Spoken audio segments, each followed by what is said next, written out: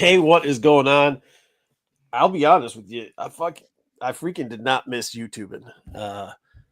Marco's I getting really already 3 seconds in. really. What's that? Marco's getting us canceled 3 seconds in. He forgot Lynn's Yeah, over. I know, So he's right? like, I'm going Yeah, back. hopefully, I guess I'm back. I don't know why I'm on it.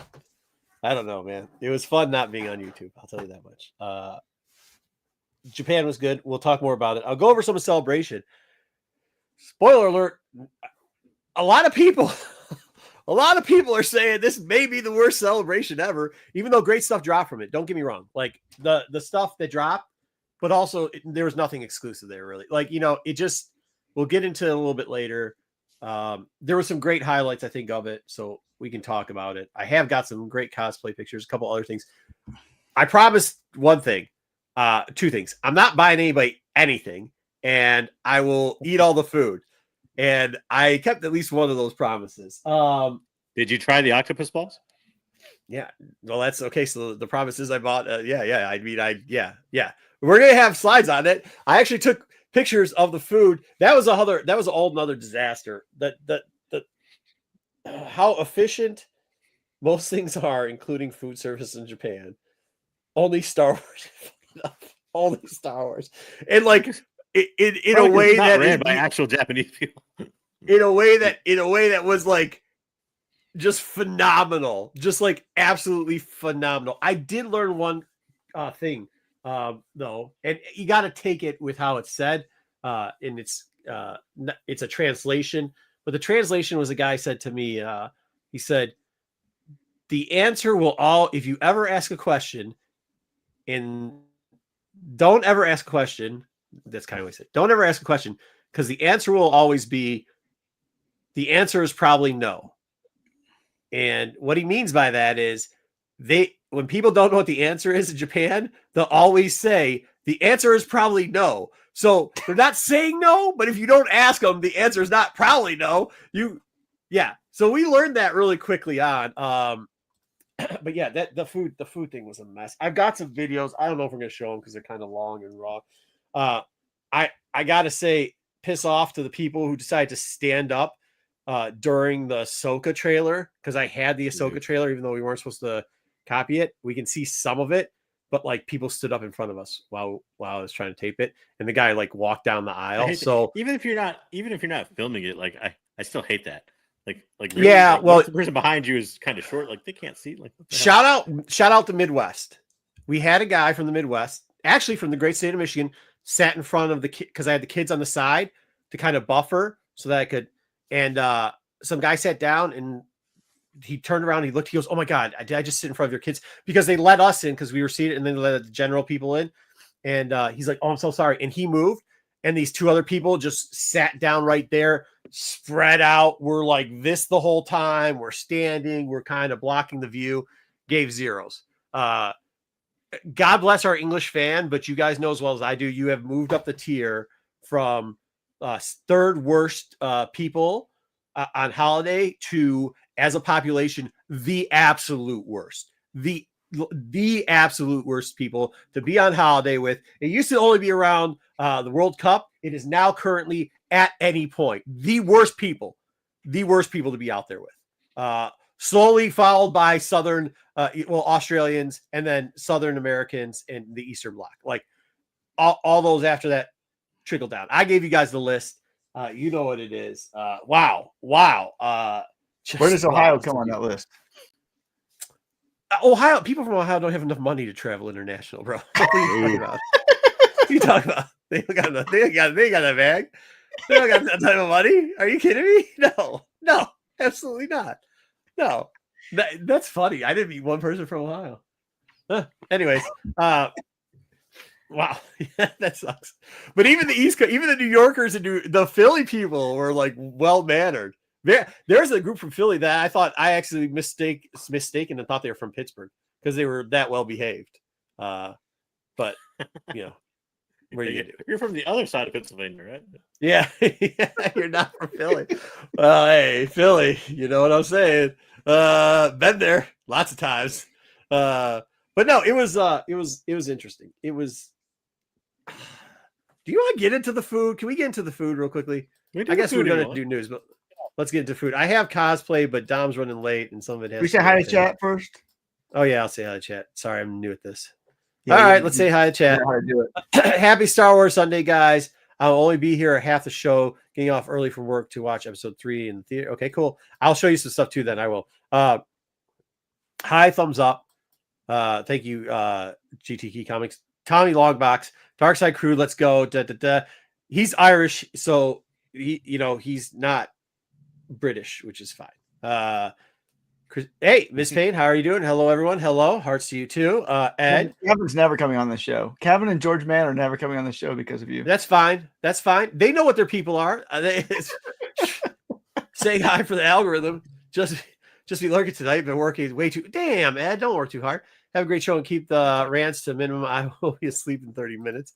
Happy Sunday, Wookie. Good to see it. Good to hear it. The rants will be back this week. It was nice and calm for 2 weeks. And the rants nice. Andor reviews from crew. Okay, we'll give you the Andor reviews, Mr. Appleman.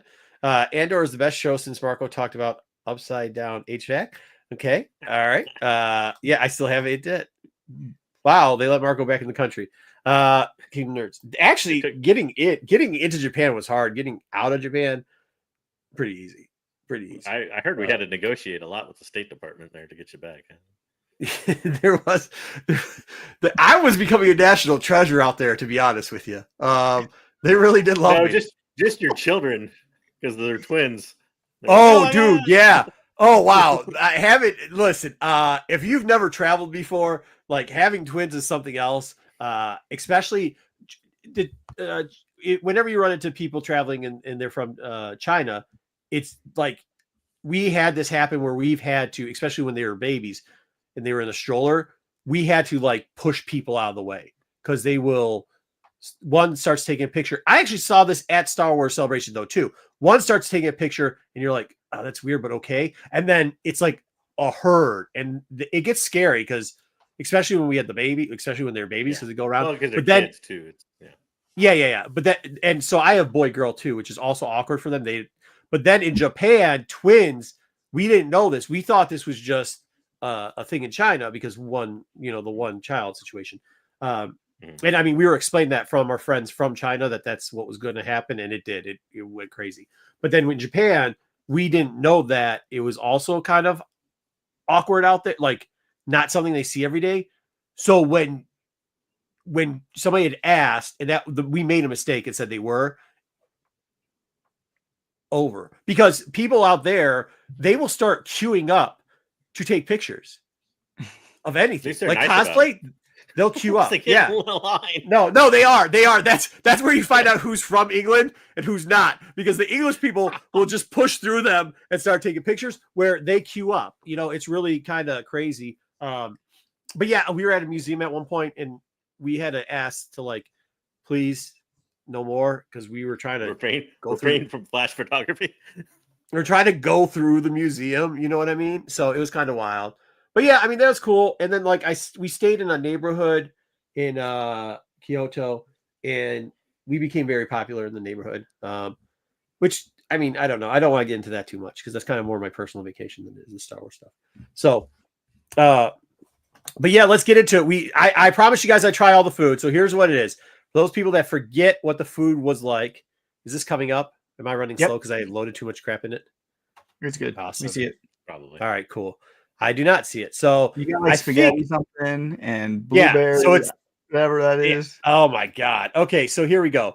So I did them in order. So what's on the left side right here? Here we go. I got it. So the light side and dark side, the little rice rolls, we got both. That's what it looked like on the left. That's what the picture looked like. That was, I think, the dark side Luke one, but the other one didn't look much better than this. It's not edible. You can't eat that. No, I'll tell you this much. I threw away. What did this cost me? I think this cost me 20 yen total. 1,000 yen would be like $8 or so. Yeah. So yeah, 1,000 yen is like, yeah, but so this cost me, I think, like all together, because what is it, $49 for like, I think it was $50 cost me for everything I bought, and we threw away 90% of it. The spaghetti was okay. It was spaghetti. It was, just spaghetti. That was supposed to be the Jar Jar Binks thing. The one on the right, the kids and the wife said it was the most edible thing they ate there. I tasted it. It had no seasoning to it. And I mean, yeah. So that It's was not something. even in the shape of a Wookiee. Nope. No, because this is what happened. So what would happen is you queued It's up. just got the thing on it. So let me explain how Star Wars was there. And this was one of the biggest problems. They said that they were halls, but what they were sheds. And they would say like shed 6, 7, and 8. It was really one shed. And you'd have to walk outside in between the sheds to get the other one. This was in the last shed. And it pretty much was a hour and 10-minute loop queue line that it was random. What they would do is they would just start snaking queues wherever they could. So it was a crap show. And then people get in and out. But then once you ordered, you had to then queue again in front of all these stalls. So you like the one Nigiri was in stall 1. The second was in stall 2. So you'd have to queue in stall 1 and hand them a ticket. Then you have to get the back of line 2, queue again, back of line 3. Here's the kicker. They had a communal area to eat, but they wouldn't let you in it unless you waited it for 2 hours to get your food. Well, my kids aren't waiting in line for 2 hours. They're just not. And then they would never, they wouldn't let the wife and kid. They're like, my husband's right there. His hands are full. So eventually I'd like handled it over a barrier and we had to try to find a place. And people were doing this. They were just eating on the floor. They were eating on the floor pretty much. So these are pictures of eating on the floor. So I didn't eat because I'm not eating on the floor. But we closed off an area where we got it by ourselves. So this Also, was the Wagyu. They're in like prepackaged things.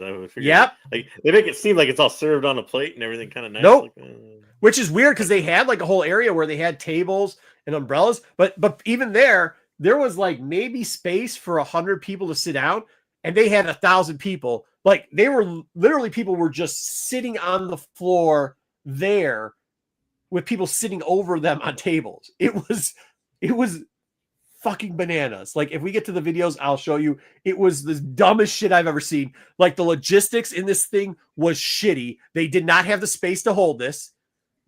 Everything they did was wrong. That Wagyu shit was the worst Wagyu ever. It tasted like my kids, because we ended up it's only eating. 1,000 yen. It looks so bad.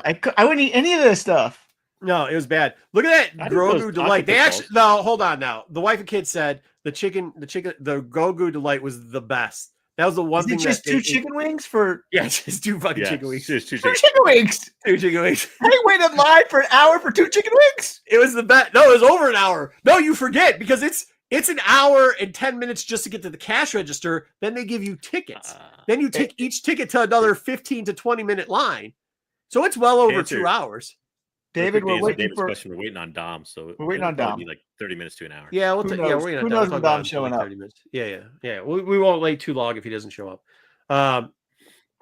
So Grogu's Delight was kind of bad. It's a trap. The problem with it was inconsistent. The first one was really good, but the second one I had burnt the shit out of my mouth. And then my wife had said she tried one and there was no seasoning at all in it. At least you get enough food. Like it's not just 2 chicken wings. Nobody can just eat 2 chicken wings.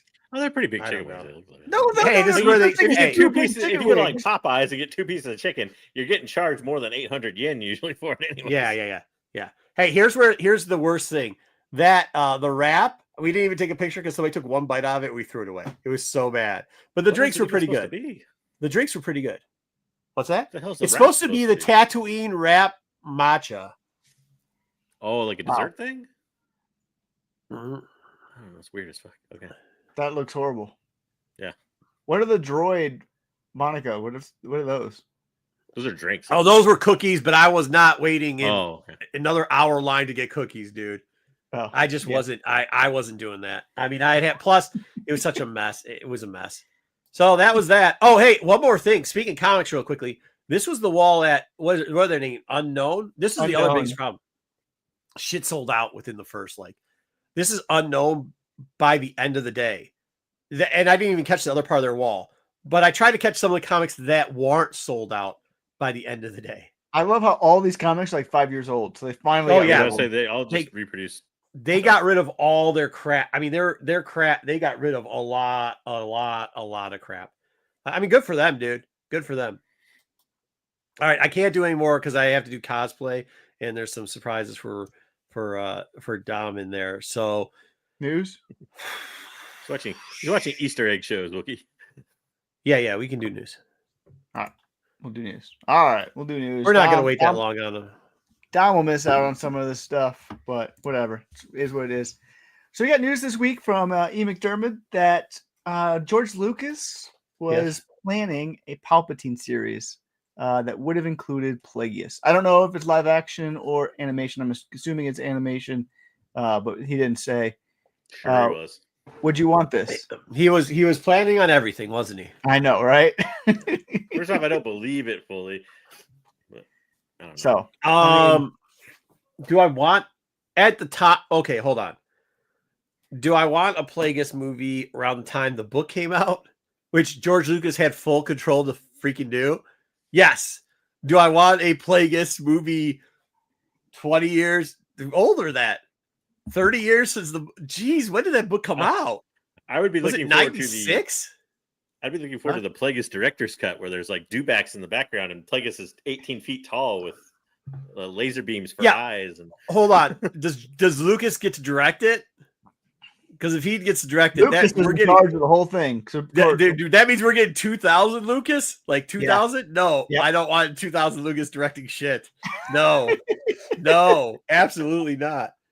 If we get him, like, I don't mind the idea of this. I think it's a little late to pasture at this point. Yeah. But like, yeah, I mean, late 90s, early 2000s, not having Lucas do it, if somebody else did it, yeah, I'm down for that. There's no way Lucas was going to let that happen, though. He wasn't letting anybody touch his stuff at that time. Yeah, I know. Did they not? Did they or did they not have ample opportunity to tell? I mean, you had what 5 seasons where Lucas was in charge of, sort of in charge of Clone Wars and everything. I mean, like you had plenty of time to tell this story if you wanted to. Way ahead of, way back. I mean, we're talking about when he was young. So, Plagueis. Well, it'd have to be. It'd have to be post episode 1, right? I will tell you, I episode 3. Where was this Plagueis speech? Episode 2. Well, he said that was when about. So I mean, I would think it'd be like 40 years prior to that. The speech was, let me tell you. So was that 30 years ago? Is that 30 years ago? Yeah. 20, is the speech 30 years ago? 25. Am I behind? Do I got to go reloading? No, the speech was like 25. I mean, I think it was second movie, right? Or was it the third movie? I know you'd watch it. I think it was second. I know you would, Robin. But yeah. Either way, so this is kind of interesting from Celebration, and maybe we'll edit the video so I can share it with you. There's a point where Dave is on stage talking at the Ahsoka panel, and John is there, and it's very funny of how you brought up that what's his name claims that George was going to do everything and does everything, because there's a point where it got very chippy between John and Dave, and I know because the video is not getting out that people will have it. I probably have the audio. I'm not sure I have the visual on it. But like at one point, John says, and this might be why he's leaving Star Wars, is like, yeah, somebody wouldn't let me use characters. And Dave snaps back, well, I'll let you name drop them every once in a while, like Smart Alecky. And I can't remember what John said back, but it was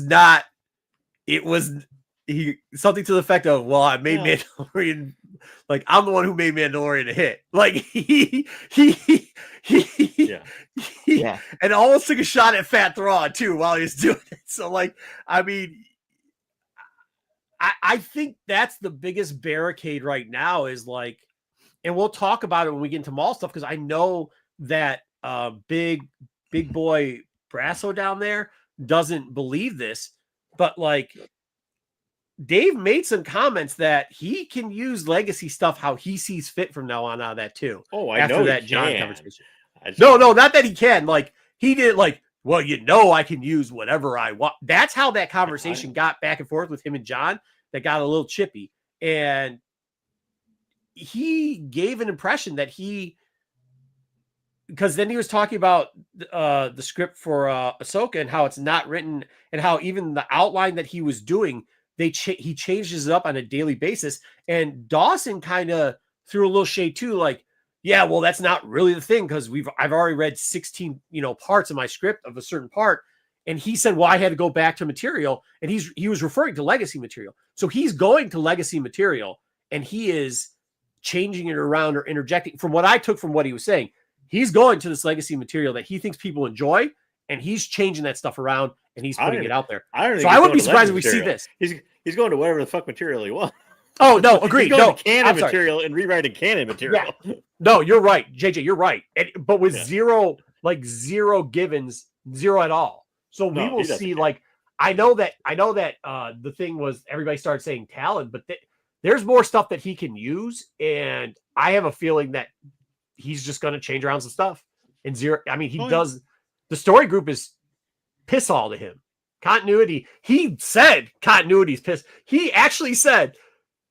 And John had said something like, well, you know, some of us like try to stay with continuity or something. He's like, yeah, right, whatever. Like pretty much that's what he said. He's like, yeah. I mean, he's like, I try when I can, but that's not often. I think too, when it comes, I know we've gotten way off the subject. Yeah, sorry. Here at this point. No, well, it was because of the George thing. He set me up with this George shit.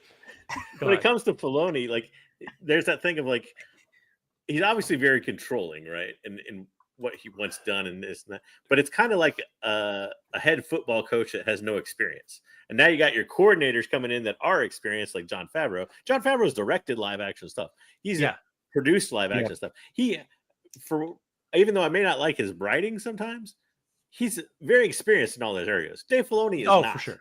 For sure. So when Favreau has an idea of what would work and then he gets denied or that gets changed around by a guy who has very little experience in that area, I can see where his frustrations bubble up.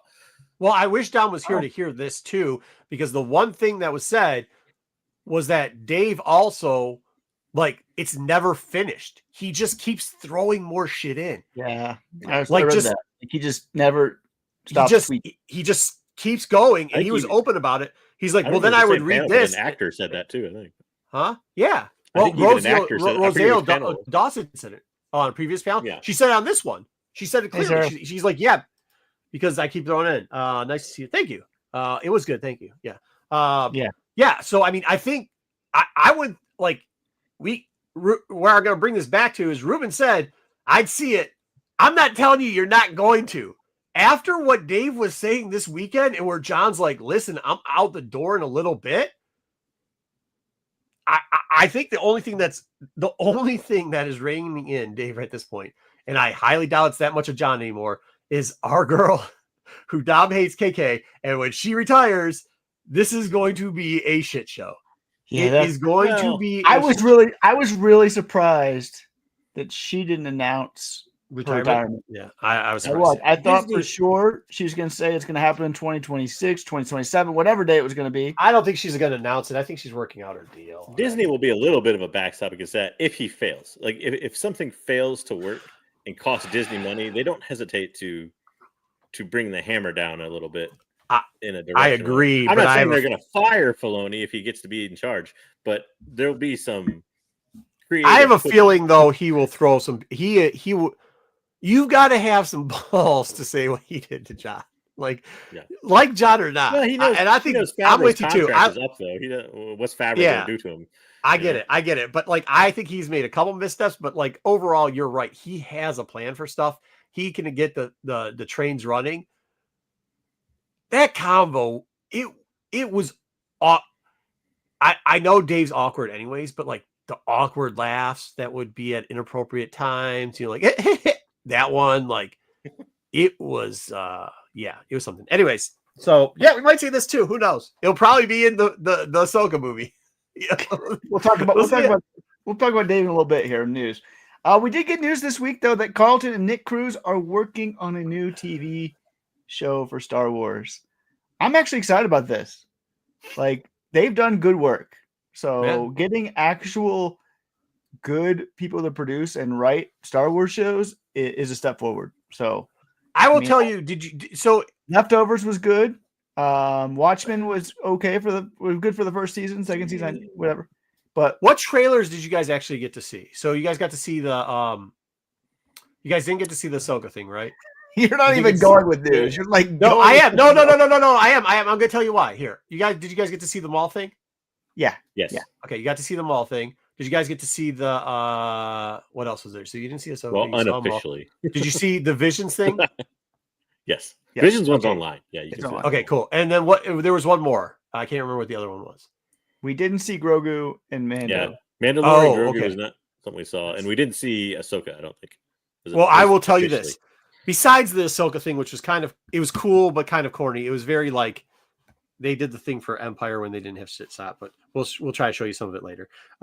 They everything that they announced and dropped there, I have to say, was great.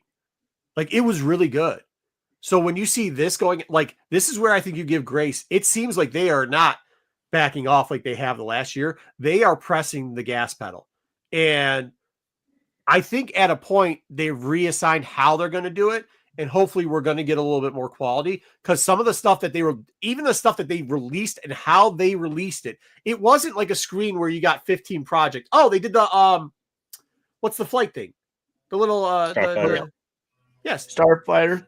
Yeah. So like everything that they did was like on point and really good. I mean, it just was. So I think you're getting quality writers here now. I guess what I'm saying is I'm not so hesitant. If you asked me before it, I was kind of like, yeah, okay, sure. Remember that screen where they had 50 projects and we only saw like 3 of them? Well, technically, they're still doing most of those 50 projects. They're just renaming them at this point. And not only are they renaming them, they're making them a little bit more quality from what I witnessed in Celebration. So I'm down with this. I'm down with more content. I think they're not backing off content. And it's not something that, again, they're going to let Filoni do what Filoni's going to do. But they're moving forward on many different fronts. And I think this is directly related to what happened with, and I know not everybody thought it was great, but what was the kids show? The one with the kids in it where they were out lost in space. Skeleton Crew. Skeleton Crew. I think because of what happened with Skeleton Crew. I thought it was good. I think just a lot of people didn't watch it, but yeah. Yeah, no, I think they did too, but that wasn't that expensive, was it? I mean, it was really expensive for the show. Yeah, okay. It was pretty. I don't know though. Things expense wise, like especially when you're only going to do one season like that. I don't know that that's great, but yeah, it was pretty expensive. Okay, yeah. I'm just saying, like there must be some metric out there to them that showed them that was acceptable, because between that and the first thing of Ahsoka, there was a lot of like cheering success. You didn't hear shit about Acolyte. I wonder. So you had that rumor like a month ago where Gilroy I think, or somebody said, I think they kind of twisted his words, but he said something like he wishes there was a horror series, and then he kind of said, maybe there is. Well, not really. Is what he said.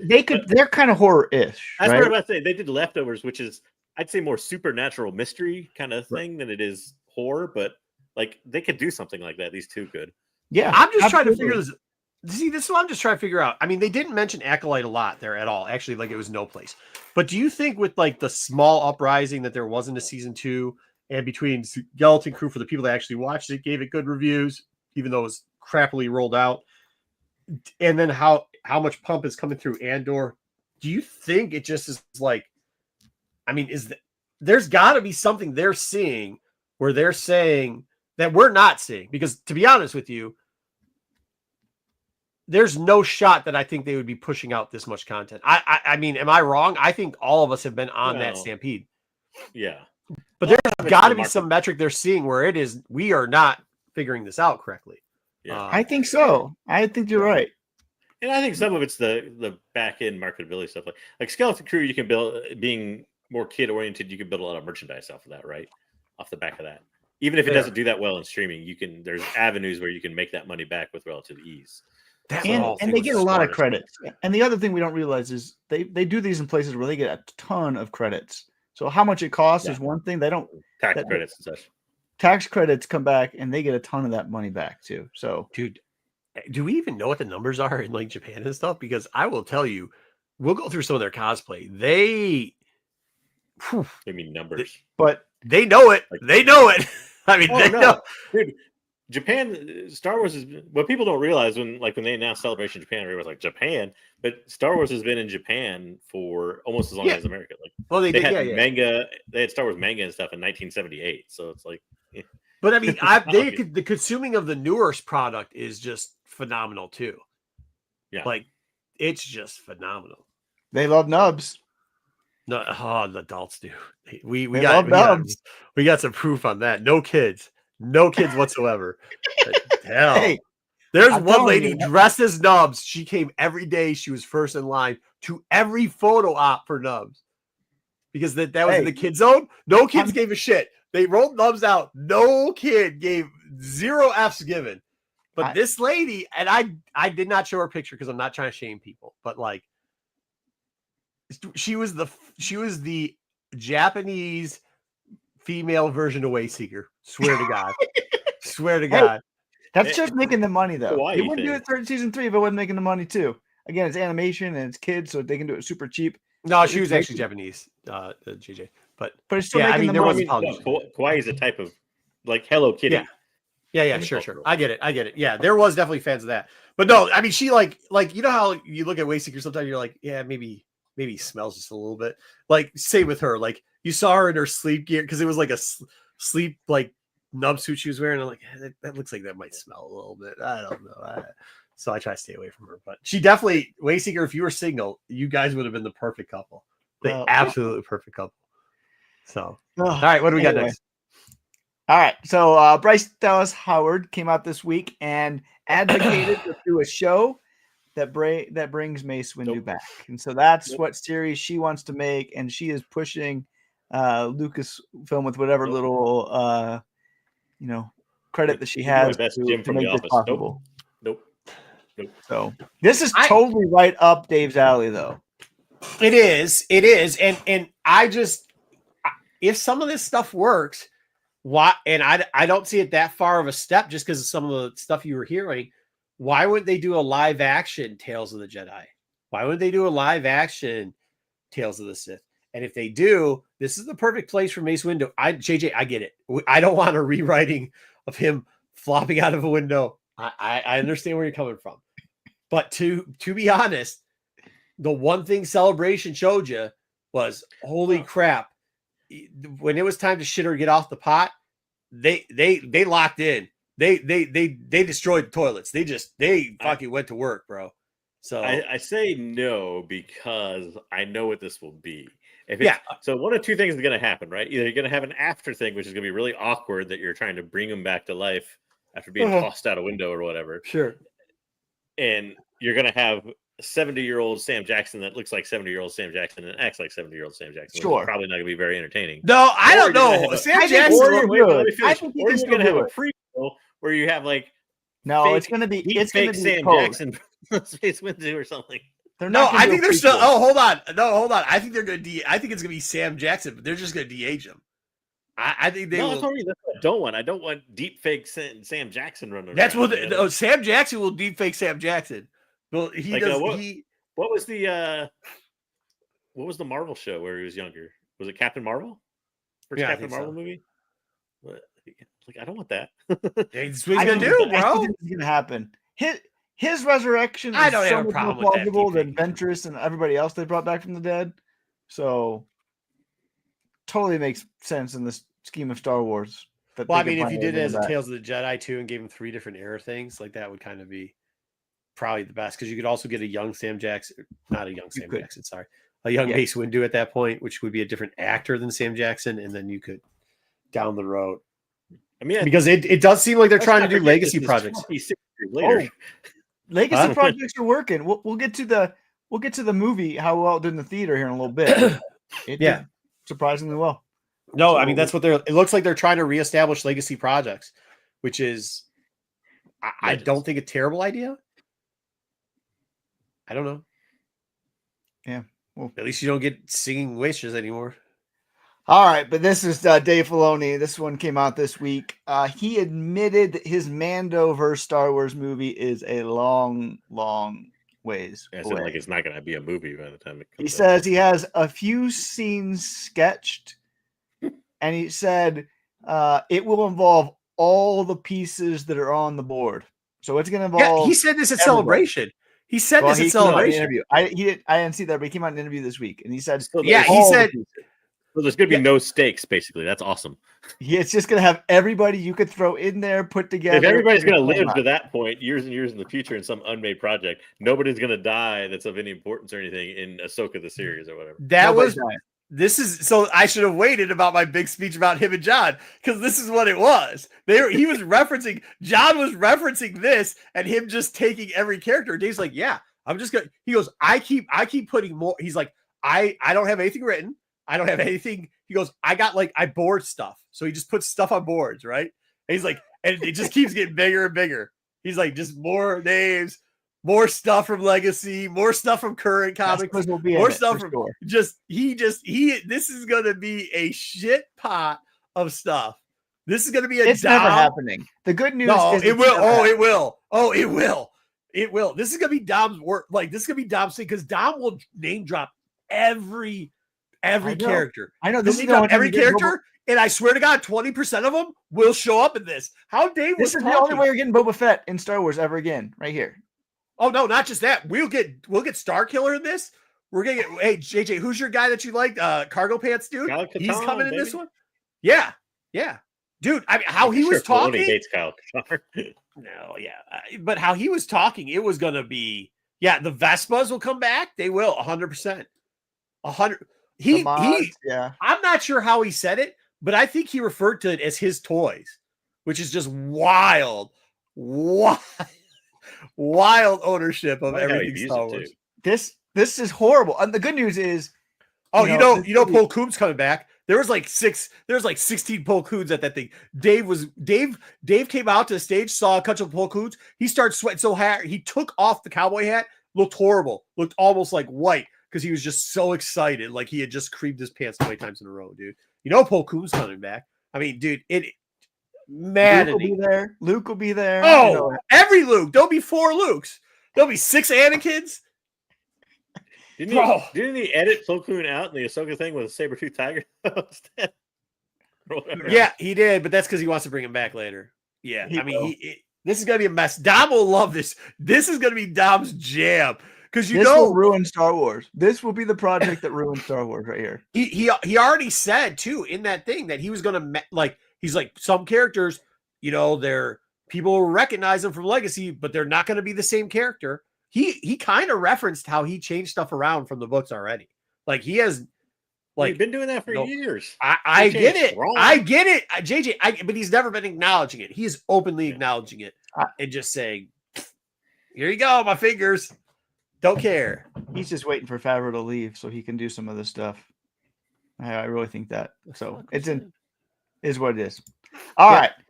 So Revenge of the Sith that comes out, re-released this weekend in the theaters. It brought in $42.2 million worldwide. The biggest re-release since 2011. Worldwide?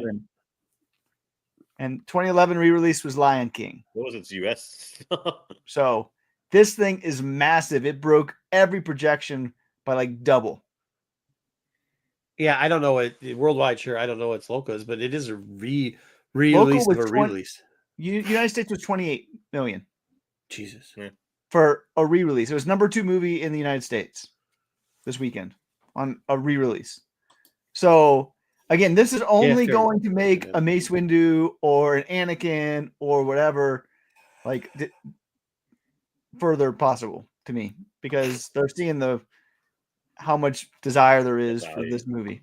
Ruben's going there right now. So Ruben's part of this $42.2 million. I wonder how much of it though is the lack of Star Wars movie content and people wanting to go see Star Wars in a theater.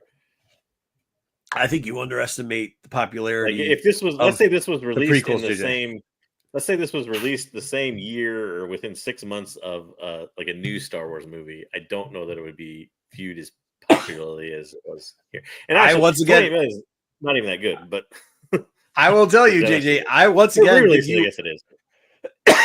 I think you underestimate the popularity of the prequels because you don't like them, which is fine. You don't have to, but I am telling you, this is I'll go back and maybe check the box office of what Attack of the Clones, which is maybe the worst Star Wars movie, did. This one I think was good enough to probably get butts in seats, but the rest of them, no.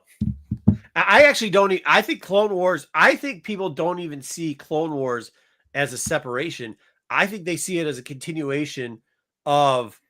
They see it as the prequels, so they believe that and that somehow gives credit to some of these some of these movies. Once again, I'm not a hater of the prequels, so I don't see eye to eye with you on that.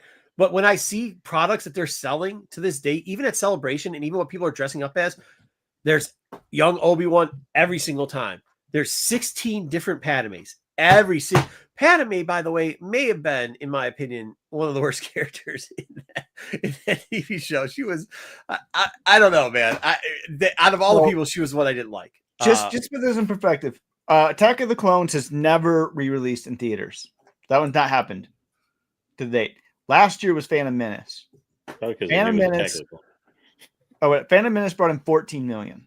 So we're talking double year over year for this movie over Phantom Menace.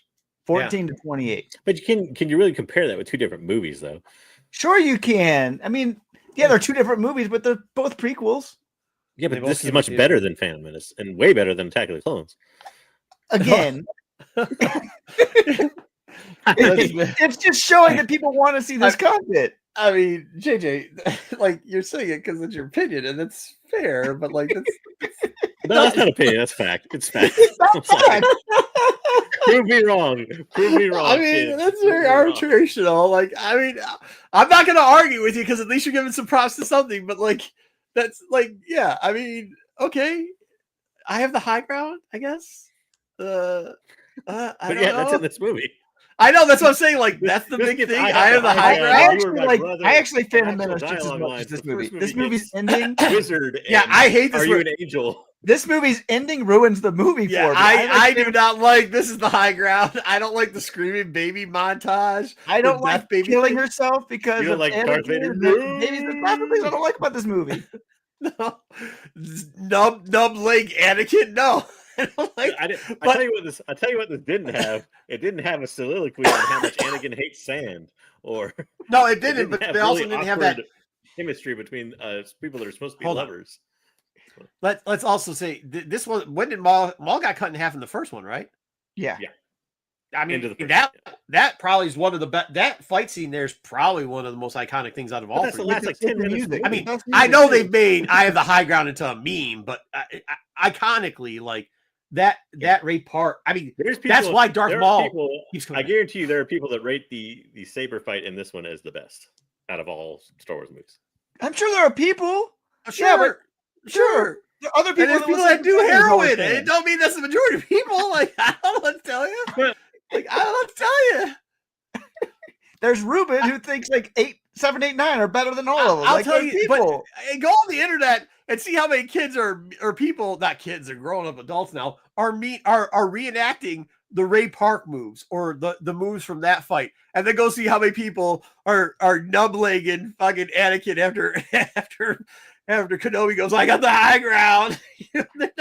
I mean, they're making fun. Usually, when they do it, they make fun of the "I got the high ground" as a meme. When they're doing the Ray Park stuff, like, bro, that's legit. I mean, that. I don't know. That one guy got like legendarily bashed on the internet for it and like ruined his life. Oh yeah, well that's because people are shitty, dude. That's really shitty. Which is, I'll be honest, I like now how, because there's a lot of content that I watch of people who are touched. I mean, the boys, as far as like that goes, like I feel like get harassed much anymore. I feel like there's better like fight scenes in Star Wars now than there. You were the chosen one. I'm not disagreeing with you, but I mean, I think Acolyte had the best fight scenes, and how did that go for it? That's what. Well, it only had one. That's my point with Phantom Menace, though. Just because it has like one good fight scene, that's the last 10 or 15 minutes of the movie. Doesn't. No. Hold on. I don't mind the embargo shit. You hate the embargo shit, but I also like Dune. So I don't. Yeah, I don't like. Yeah, I don't know. And Natalie Portman's like deadpan, like monotone delivery of politics made that super. Natalie Portman was rough in this movie. The whole movie, she was fucking horrible. Yep. Worse than the first one. Anyway, we got a new poster with this too, and I actually like this poster that came out. I thought this one's pretty cool. You can pick this up if you're in the UK. It's between 30 and 45 pounds. So I don't know how much that costs, but whatever. But I think it's a pretty cool 20th anniversary poster. So UK fans, I'd pick it up if I were you, but I'm not paying for shipping on this thing. Plus, who knows how much they cost with currency exchange, all that type of stuff. How big it is too. $1.25. Yeah, I ain't paying $60 for it. So plus shipping. But it's a cool poster. They did a good job with that one. So Anyway, Ruben's out seeing that probably right now, but there it is. If you've never seen Rebels or you want to watch Rebels again, you don't have Disney Plus, you can now watch all 75 episodes for free. They're all streaming on Star Wars Kids YouTube. So, what's going on with YouTube? And it's like they must be this is the other thing. I think they found a whole new revenue stream because they've been playing Andor season 1 on YouTube. Yeah. They're just on TV. I think they get tons of good. No, TV's different because they're getting a true ad revenue, the old cable structure in solicitations. I think they've realized, oh shit, we could get 1 million views, and if we just run our own promos in it and put it on for monetization, 1 million views is damn worth a lot of money. It's Let worth a lot of money. Let me skip news here. There's one that came out this week that they put up here. Because they ain't paying them. They ain't paying them shit, right? They ain't paying the actors. Oh, they aren't paying them a penny. They uploaded a 1-hour video this week on the YouTube channel of just Mon Mothma dancing. Didn't they do you the can go same watch thing? Mon Mothma dancing, the same 40-second scenes over and over again for an hour. Didn't they do the same thing with 200,000 views in one day? Didn't they do the same thing with what's his name from Thunderbolts? He's from Yes. No, Von. They did it for Von. What's the guy's name that plays Baron Von? Not Baron Strucker. When he was supposed to be in the club or whatever, they did like the same thing for that. It was like 1 hour of him. 1 hour of Mon Mothma though, 200,000 views in one day. Horrible, worst scene in the whole fucking TV show. But people almost ruined it. I get it. That's what I'm saying. Like, and they're making a ton of money on it. 40 seconds. This is where I think they figured out their monetization, and this is some of it. They are not paid. By the way, fuck them. Pay the people their money. I am all for workers getting paid. Zemo. You're not paying them. You aren't paying them off your monetization because it's just how monetization works. Like once you crack like the 100,000 views, your pay structure increases a shit ton. And the minute that Disney decides and somebody tells them this, because I haven't watched Andor, so I doubt they're doing it yet. But when they start doing inline promos, game over. Because if you do inline promos on YouTube, your CPA goes up. So your pay, your CPM goes up. This is also cheap promotion for like Disney Plus and the show on Disney. 100%. Right. Yeah, 100%. Yeah. But think about when you used to have to pay to market it. Now you're getting paid. Like this is marketing, so they consider it marketing budget, so they don't have to pay the actors for it. They don't have to pay the production. They don't have to pay any of that shit. They're using it as a marketing expense. They're writing it off as a marketing expense. Yeah. Okay, so they're getting a tax break on it, and then they're generating income. Yeah. Fuck, good for them. I mean, it's wild, but pay these fuckers this money. Like, who's that? But it's already Black Widow? It's been made, though, right? Where's Black Widow? Yeah. You get her to sue. She should sue. I will tell you, whoever that the was people different, are here. though. That was new content that she had to deal with and everything. Like here, this is content they've already paid everybody for. Like everybody that worked on Rebels has been paid for Rebels. Like I don't think at any point there you might get some residuals or something, but you're supposed to get residuals. They're not paying. Like I'm sure the contract for Rebels had to be worked out before there was even Disney Plus. So how much money did they make on this thing? Do they have to even pay residuals on a re-release for a movie? Yeah, you have to pay residuals on that. You do. I'm sure you do. Yeah. You have to pay. That's what I'm saying. Like if you put it back, you probably have to pay whatever the rate is of whatever the theater. Like if they take points or something like that, you probably have to pay. Yeah, well, there's it's a residual percentage. So like it's like it depends on where they push it in there, but that's already negotiated in the contract. So there is, but like YouTube's not a residual. Like especially if they put it under marketing. Saying, like, even on Disney Plus, though, like they're like if they put Rebels on Disney Plus now, right? But Disney Plus didn't exist when they did those contracts, so those contracts have been paid out. That content's been made. There's no way to. I think that was part of the point with the Black Panther and the bottle, the lightning back in the bottle, so to speak. Yeah. Anyway, so all right, we got a miniatures board game that's coming out this summer. Battle of Hoth. It actually looks pretty interesting. I saw a video of it. It's a short game, which is nice. So it's one where you can play with the kid. It's is 30 it like minutes long. Self-contained? Self-contained. So yeah, pick it I like up. that they're doing that more. I think you're going to have more exception of Star Wars, and you might get them back into tabletops and cards if you can make these not as long as some of the shit they were making before. There's 17 scenarios, so it can play over and over again. Nice. $44, $44.99 is where I saw the estimated price on this thing. So it's not too bad for miniatures. When Yeah. you get miniatures involved. So I mean, I think that's a fair price for a game. I mean, it'll be at Target, so you're gonna be able to get it. It's on just the sale. Scatterpoint and stuff costs more than that, I think. So Yeah, right. But these aren't like those big figures. I mean, they're I not. know, but I'm just saying, like, that's Yeah. not bad for what No. you're getting. Not at all. So I'll pick this one up. I'll let you know after I play with the kid if it's any fun or not. But for those of you who like Lego, there is a free Lego giveaway on May the 4th. You get this little Grogu figure just for showing up at select Lego stores from 12 to 2 p.m. Good luck. So it's going to be a madhouse for these. Congratulations to all 6 of you that got the. But you can go out and get this cute little Grogu minifigure for free. Or piece or whatever. So they're doing a bunch of Lego deals. Dom didn't cover it, but they're out there. Just shove those kids out of the way in line. Triple points. You know how they always do. They always give you free gifts. You spend like $200, whatever, for May the 4th. All those things are coming out there. The English love to do it. I'll tell you, JJ. English just love to push the kids. You're the English. All right. I had such a poor experience with them. I tell you. I didn't know the order, so put Andor at the end, but we'll probably hold off on Andor because Dom's not here. I don't know what we'll do. But Andor Season 2 is now the highest rated Star Wars project ever on Rotten Tomatoes. When I did this, it was 98%. Andor Season 1 was 96%. So Always like the Emperor. and it was better than Visions, which I think is 97%. So it's the highest Star Wars project ever. Empire Strikes Back's 95. Just put that in perspective. I will tell you, people, they showed the first episode at Celebration. People were excited about it, but everybody said they were going to try to wait to watch the 3 together and everything else. And yeah, I think it worked out well. We can talk about it later, but yeah, I think I watched the way they dropped it, I think worked good. It would have been weird if only that's all one episode. Yeah, I don't think it would have worked. But we'll yeah. I think it would be fine, but I don't think it would work as well. Yeah, as it did. Some other Andor news here.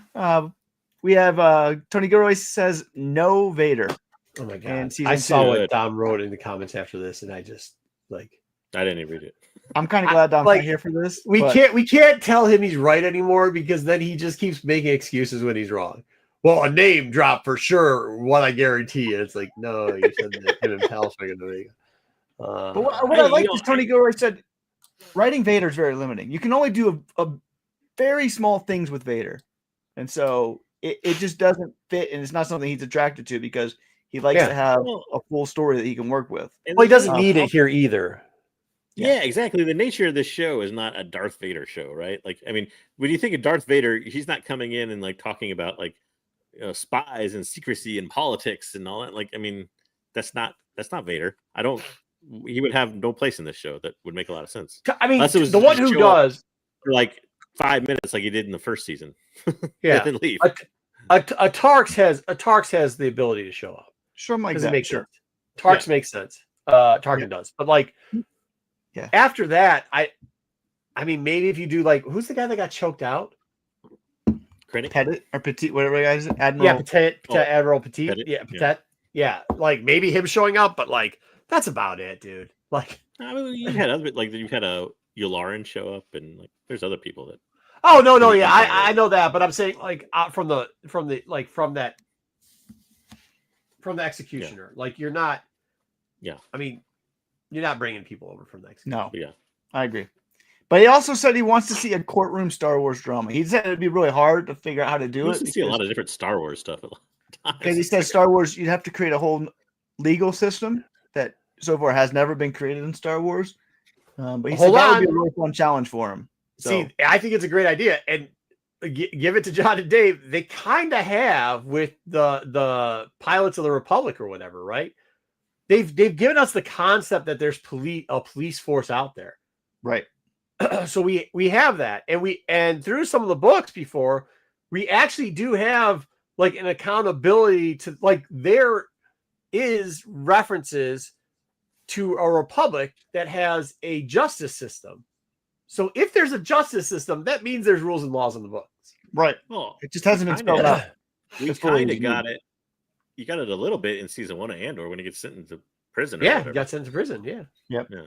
So Anyway, Yeah, but that was more the Empire just sending people to camps. Yeah, there was like That no was due like a process. But I reference mean, to like, the- as far as the That'd Nazis be a there, really, so- that'd be a really boring drama. You just have a judge like sending people out right away. No, you can make it funny. You're done. Tag You're it- gone. You're gone. No, you're you can gone. tag it. No, hold on. First off, whatever he did would be pretty good. Number two, you could have different things like tag and bink. You could have stuff like the people selling weapons. You could have like Groot or not Groot. What's the Rock's name? Geode show up. Yeah. You could do a lot of good stuff with it. Anyway, I don't think this was going to happen. I think horror's way more. You're right. likely. Hey, Dave's got a good point. The Jedis did it too. The Jedi. So we have it. Yeah. All right, and I already did that one, which is the uploading, and that is the week in Star Wars. So Yeah, week after that too. Celebration. Let's have a Dwayne Scott, John. Yeah, that's really. All right. Well, I was gonna say this because I asked Dom to read some comics. He said, "I already read them." I said, "What are no, buddy? Just reread them." So we didn't. But we'll get into comics. We're gonna do this week's. There's not a lot going on this week. It's mainly just covering the FOC, and then we'll get into the Darth Maul stuff real quickly, so we can get through that, and then we'll hit up some other fun stuff. Oh, good. Wayseeker's out here. Don't forget Saturday, free comic book day. Hurry, why? Hey, I'll tell you this. There's actually a Minecraft Beyblade book that's coming out. Check that one out instead of Young Jedi because nobody cares. All right, good. He's not here. Then here we go. We got High Republic number 3 coming out, the one in 25 this week. I don't know. We just need to end the fear of the Jedi. Sounds good. And speaking of ending stuff, huh? The Lord and D cover. I like the B. Yeah, the Lord D covers the B cover. That's pretty dope. The 125 is what it is. Yeah. Nobody cares. Hyperspace Stories coming out. There's 3 covers to this. I'll tell you what I've read. I enjoy. I don't know, man. I know we ragged Dark Horse, but this might be finally them getting their shit together. So multiple covers we like. I wish they would have made one a ratio. They didn't, but that's okay. Like a 1 in 5. I think they could do that easily. Whatever, though. Really cool. Speaking of stuff that's not so cool, High Republic Adventures is fallen off for a very long time now, but it's coming to an end, so we can always be blessed with that. FOC, we got another Raise of Skywalker, nobody cares, and that's about that. That is all that we've got for that. All right, so this week we decided to do a couple things because Maul was such a hit and because there was such wild speculation, but also there was some moving in the market. I asked the boys to read a book, and I don't know if you guys did, just to review it real quickly, but one of the books that actually me and Dom did talk about, too bad he's not here, is Darth Maul, Son of Dathomir. And one of the reasons why we brought this book up is because we know Rook Cass is going to be in this cartoon. She's there 1,000 times. This is her first appearance. But in this series also, right, this is a book people are kind of overlooking right now, but in this series also, they have done something, and listening to Dave talk about how he's going to do stuff, there was a reference offhanded in a different panel about more Dark Sisters showing up. And one of them we saw in the Ahsoka thing, he showed a screenshot of one of them. But it wasn't like there was just going to be 1 or 2 Dark Sisters. How he was referring to it in an interview that he did on stage in the Q&A, it sounded like he was going to bring back a lot of them. This book in number 3 possesses a way where Dave could actually bring back Mother Taliesin or some type of other Dark Sisters where like Darth Maul could just poop gas her out, which isn't without a context. And then I did share another page 2 here, which doesn't work as good without Dom, because Dom has brought this up multiple times. And there is also a way that we could get Prince Zizor and maybe some Pike Syndicates in there, because Rook Cass actually gets in charge and she's there. You see one of the scenes where she's yelling. Like if you watch the actual trailer, there's a scene where he says, I'm sending you out to do a certain thing. It's very similar to a scene that was in this book. That's really what got me thinking about it, was when you saw some of the scenes that was going on in that trailer, there are scenes like the one where he comes off the plane to them. There's a scene in this comic where you see him walking out to Rook Cass still with her helmet on. Well, I mean, it's important to remember that this was the Clone Wars story that they never made. So Dave wrote these stories. Yeah. So this is like basically the off the basis script of it. Yeah. of he what writes he's script building off of this already once, right? Absolutely. But I think what people are looking at, like, as they saw, like, and I will tell you that just if you watch the actual trailer live, they're not gonna shit on the tweaking and everybody thinking who it is, but like she was pink for most of the stuff, then she was orange for a little bit, and really a lot of the scenes she was in, it was either blaster the red fire. hue of that trailer did like no favors to you trying to figure out. Yeah, what color? Because everything's in like a red hue. It is. The whole trailer was very red hue. So, yeah, dude, this is a good series to pick up. But we're gonna cover some of these books anyways because some of them aren't so cheap. Now, this is the first one that I want to cover because it's got Rook. It's her first appearance, but also got her on the cover. She's over his shoulder. We kind of see the same similar, not with what's his name in it, but with her in the thing. Now, I know he didn't have the black saber in there. This is the what was it? Was it it wasn't Wonder World. What was it? This is Wizard. Was it Wizard World? It was Wizard World when they did it. So this is Wizard World, the A cover. This still goes for about $30 raw. You can buy some cheaper copies of it, mind you, but like the decent copies are still about $30. And that price did pick up after the trailer went out. So there are people already looking into it. But this book right here has the black and white. If you don't have this book, try to get it, but it's $360. The last 98 sold for $360. So it's already a pricey book for the variant. I saw a roll in a lot, so for $350. And that was the only lot. Yeah. That was the only good book in the lot, pretty much. I saw it sell. I saw a lot of. They're supposed to be limited to 1,000 for the color, and I think 500 for this. Here's Dom here. I think. Dom, did you read this? You saw that Zizor could show up, right? Yeah. Listen, yes, I read this. I breezed over. I forgot how good it is, man. No, it really is good. It really is good. It is good. But there, so I showed a couple of panels, like Zizor shows up in there as Rook, and they can do the poop out of the ghost thing for Maul. I mean, we already know that we've seen him in Rebels, so he had to interact with them at some point before Rebels. Yeah, absolutely. So I'm thinking now, we're talking about the fact that, that you see at the end in Rebels that he left the Malachor, and you think it's Kira because at the end of a solo, he has Kira hang out with him. Maybe it's his Padawan that he actually trains. She betrayed him. I have a theory on that too. That might not be his Padawan. But we do know that Rook Cass is going to be in there either way. So you should probably pick up. I mean, that's it. So this is his regular color, number one. Goes for $15 to $30, depending on grade, depending on when you bought it. Like I said, it's going up. There was a lot of covers for this. Also, very unclear what the 1 in 50 is, but I think it's the one on the right. The one on the left. I think they were both 1 in 25s. Was it 1 in 20? No, everyone called everything 1 in 25. Yeah. They had 2 1 They called everything 125, though. I looked at the solicitation. It did not say all of them were 125s. The one on the left is hard to find. It just is. It's hard to find. I have them. Yeah, good for you. It's cool. It's a cool copy. Those typically go raw, $16. It's interesting because the one on the right, the Andros, it did have a high sale previously, higher sale than a 9.8 for a raw copy, but then a 9.8 just sold recently for $33. Not one of my favorite covers. I don't like it. Yeah. Well, I was reading that story. That actually story is pretty cool too with the Cad Bane. Now let me ask you a question now. Are they gonna freaking goddamn change canon? Because remember, Cad Bane met up with before if you Phantom want to Menace. use either one of these stories, they're gonna have to change canon severely. Oh, neither one of these stories lines up with canon at all. Yeah, Dave's already said that canon doesn't matter to him. He doesn't care. He will change it up. And we know that Son of Dathomir, he actually has, as Wayseeker, you missed it, Dom said, he had written a script based off of this comic before for the cartoon. So we already know that. And that's part of the fill-in part that he has done. This is the Diamond Summit book. If you can find this is probably one of the best ones. I know somebody who sold this book, so we're not going to let them say anything. But raw sold for $100. Shout out that person. Great sale for that book. And then you've got the SDCC 9.8 going for $270. Raw's crazy asking prices on this. Cool looking book. Obviously, I didn't do any of there's a bunch of store variants too.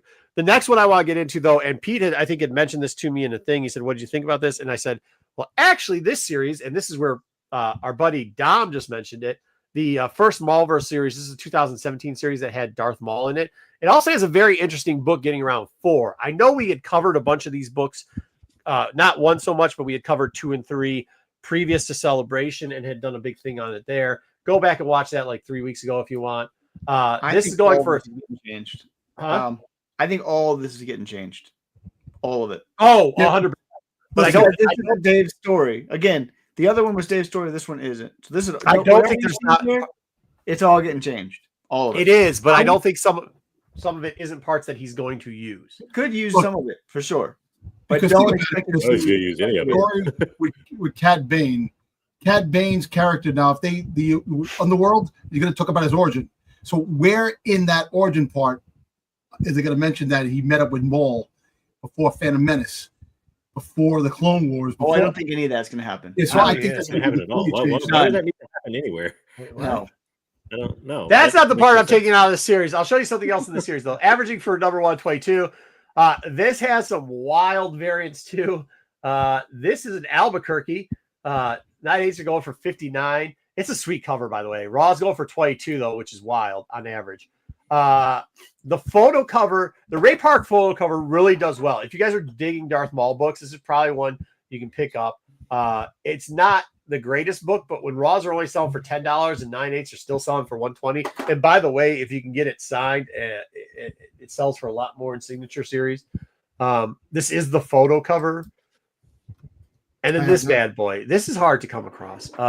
This is the JC. Like in real life, you can find this on the internet.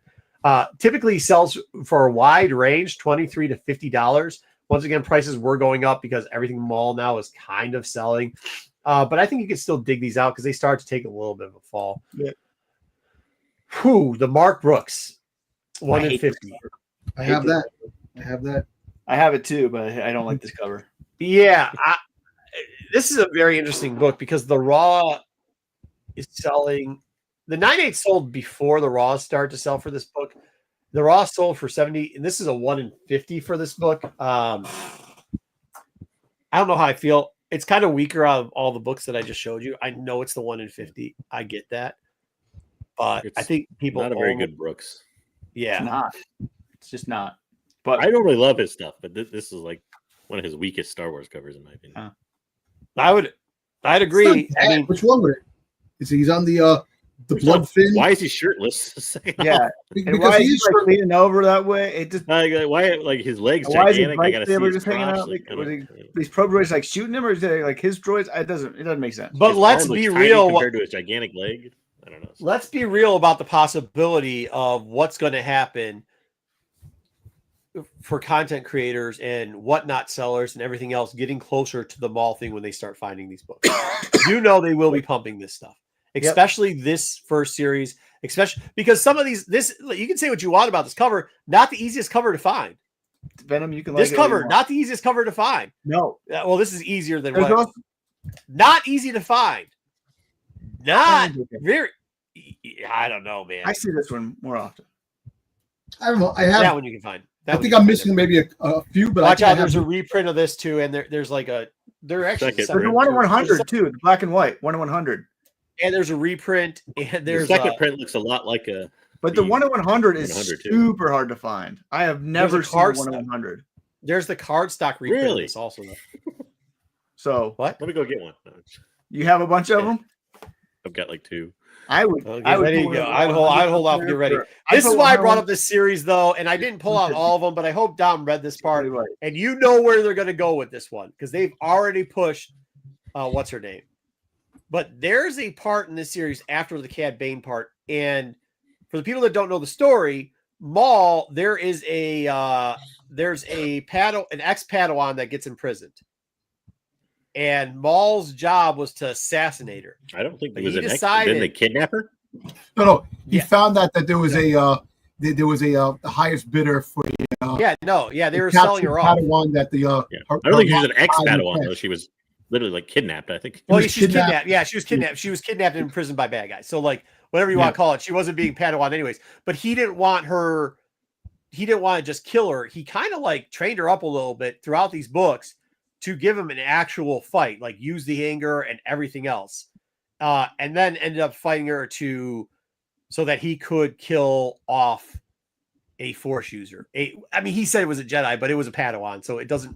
And then the question was, does it really count? Does it not count?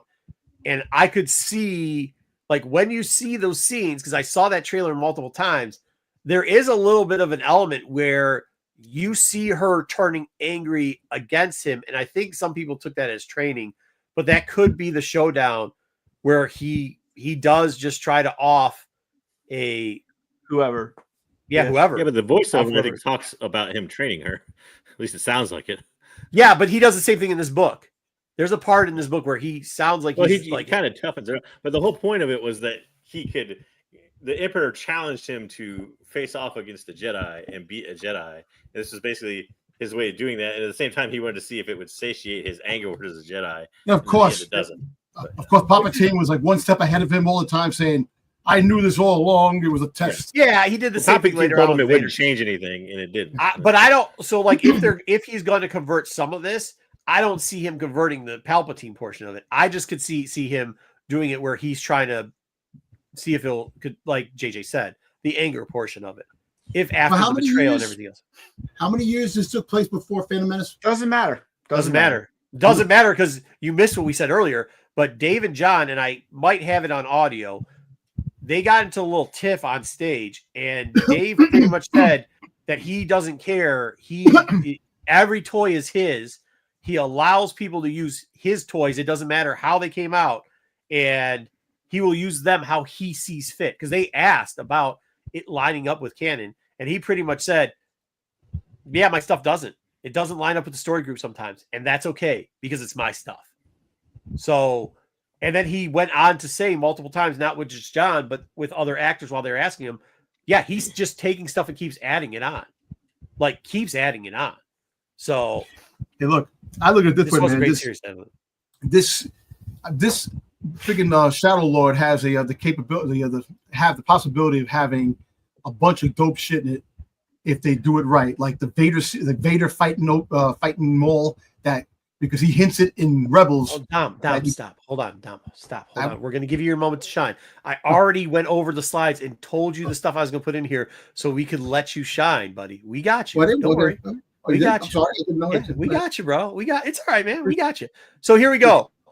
So yeah, I mean, it's kind of crazy because when you do the Shadow, I mean, like even with that, the Shadow Lord stuff kind of fits into a lot of the stuff you see out of these two books. This book still only averages $3 unless you call it the Kirky. Then you can get $8 out of this book.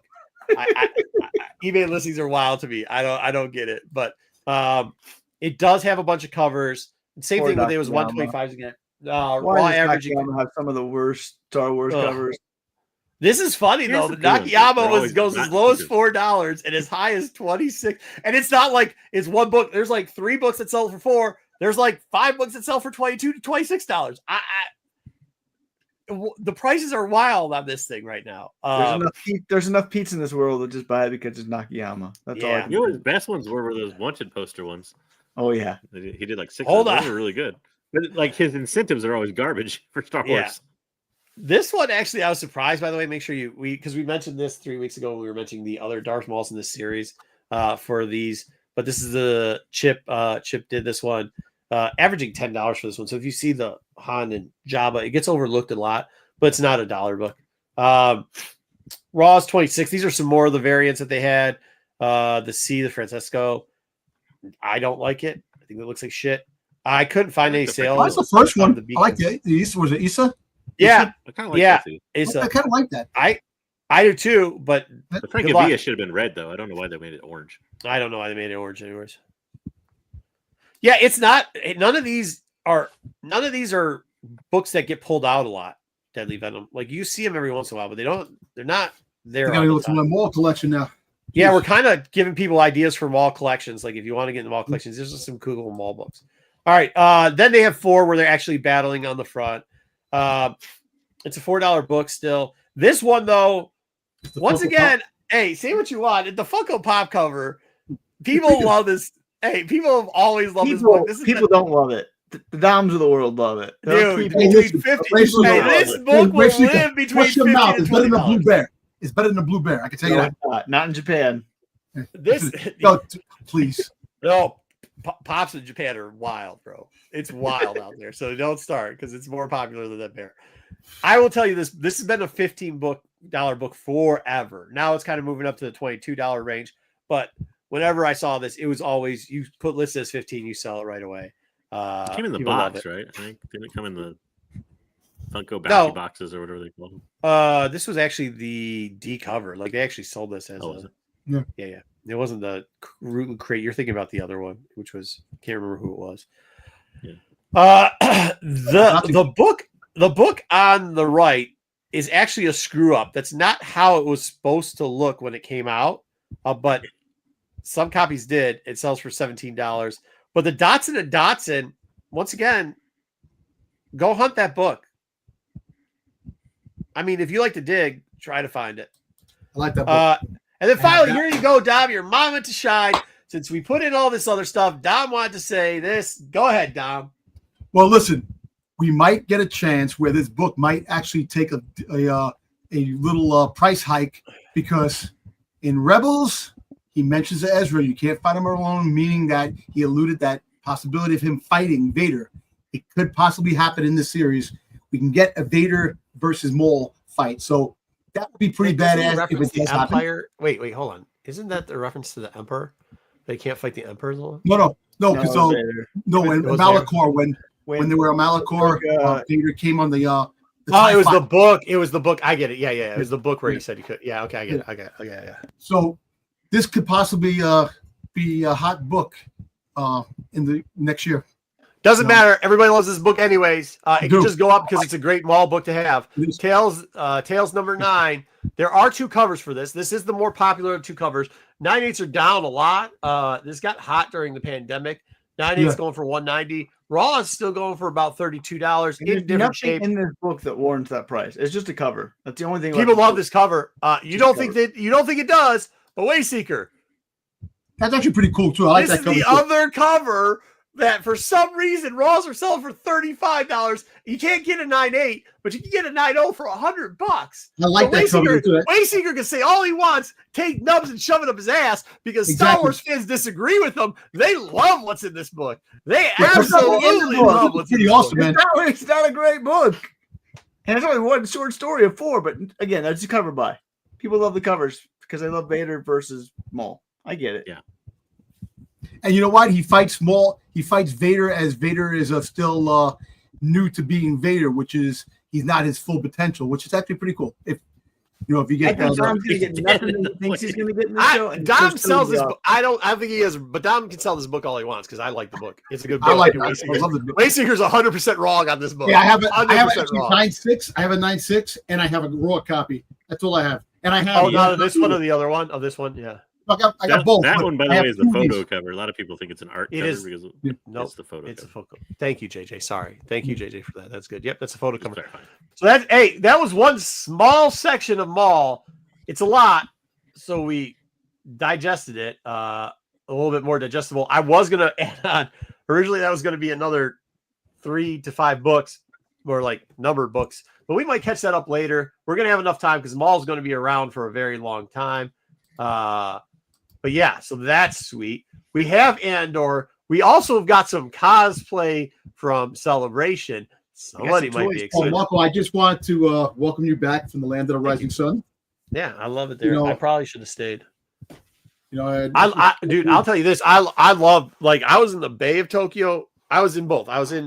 We stayed in like Tokyo proper, like on like the main area where the neon, whatever. I'm not a huge fan of that. I mean, they had all the shops like the Dior and the Chimera. What's the person scarf thing? They love that. What I'm talking about. Man, my brain is farting. I have not been sleeping well. Hermes, Hermes. The ones that sell the bags that are really expensive and you can't. Hermes. Or whatever. Yeah. So they have like 10 of those, and they have all, and that's great, and all the stuff is okay there. But I will tell you, being in the neighborhoods in Kyoto and being in the Bay Area of Tokyo, never felt more like it's a place I was very comfortable in. Those were very comfortable places for me. So, but yeah, thank you, Dom. Thank you for saying that. I will say this here, Dom. Look, man, I was going to give you. Look, I bought these shirts here. Hold on, I'll start showing some pickups. Or I won't. He disappeared. I was going to I was gonna buy you this shirt, but I bought it for myself because now it won't fit you, but it does fit me. But I bought these 2 shirts. They're the same ones. I bought this one. This is the one I was gonna keep for myself. My wife has said this shirt, same size, mind you, another Celebration fuck up. Same size. They are sold right next to each other.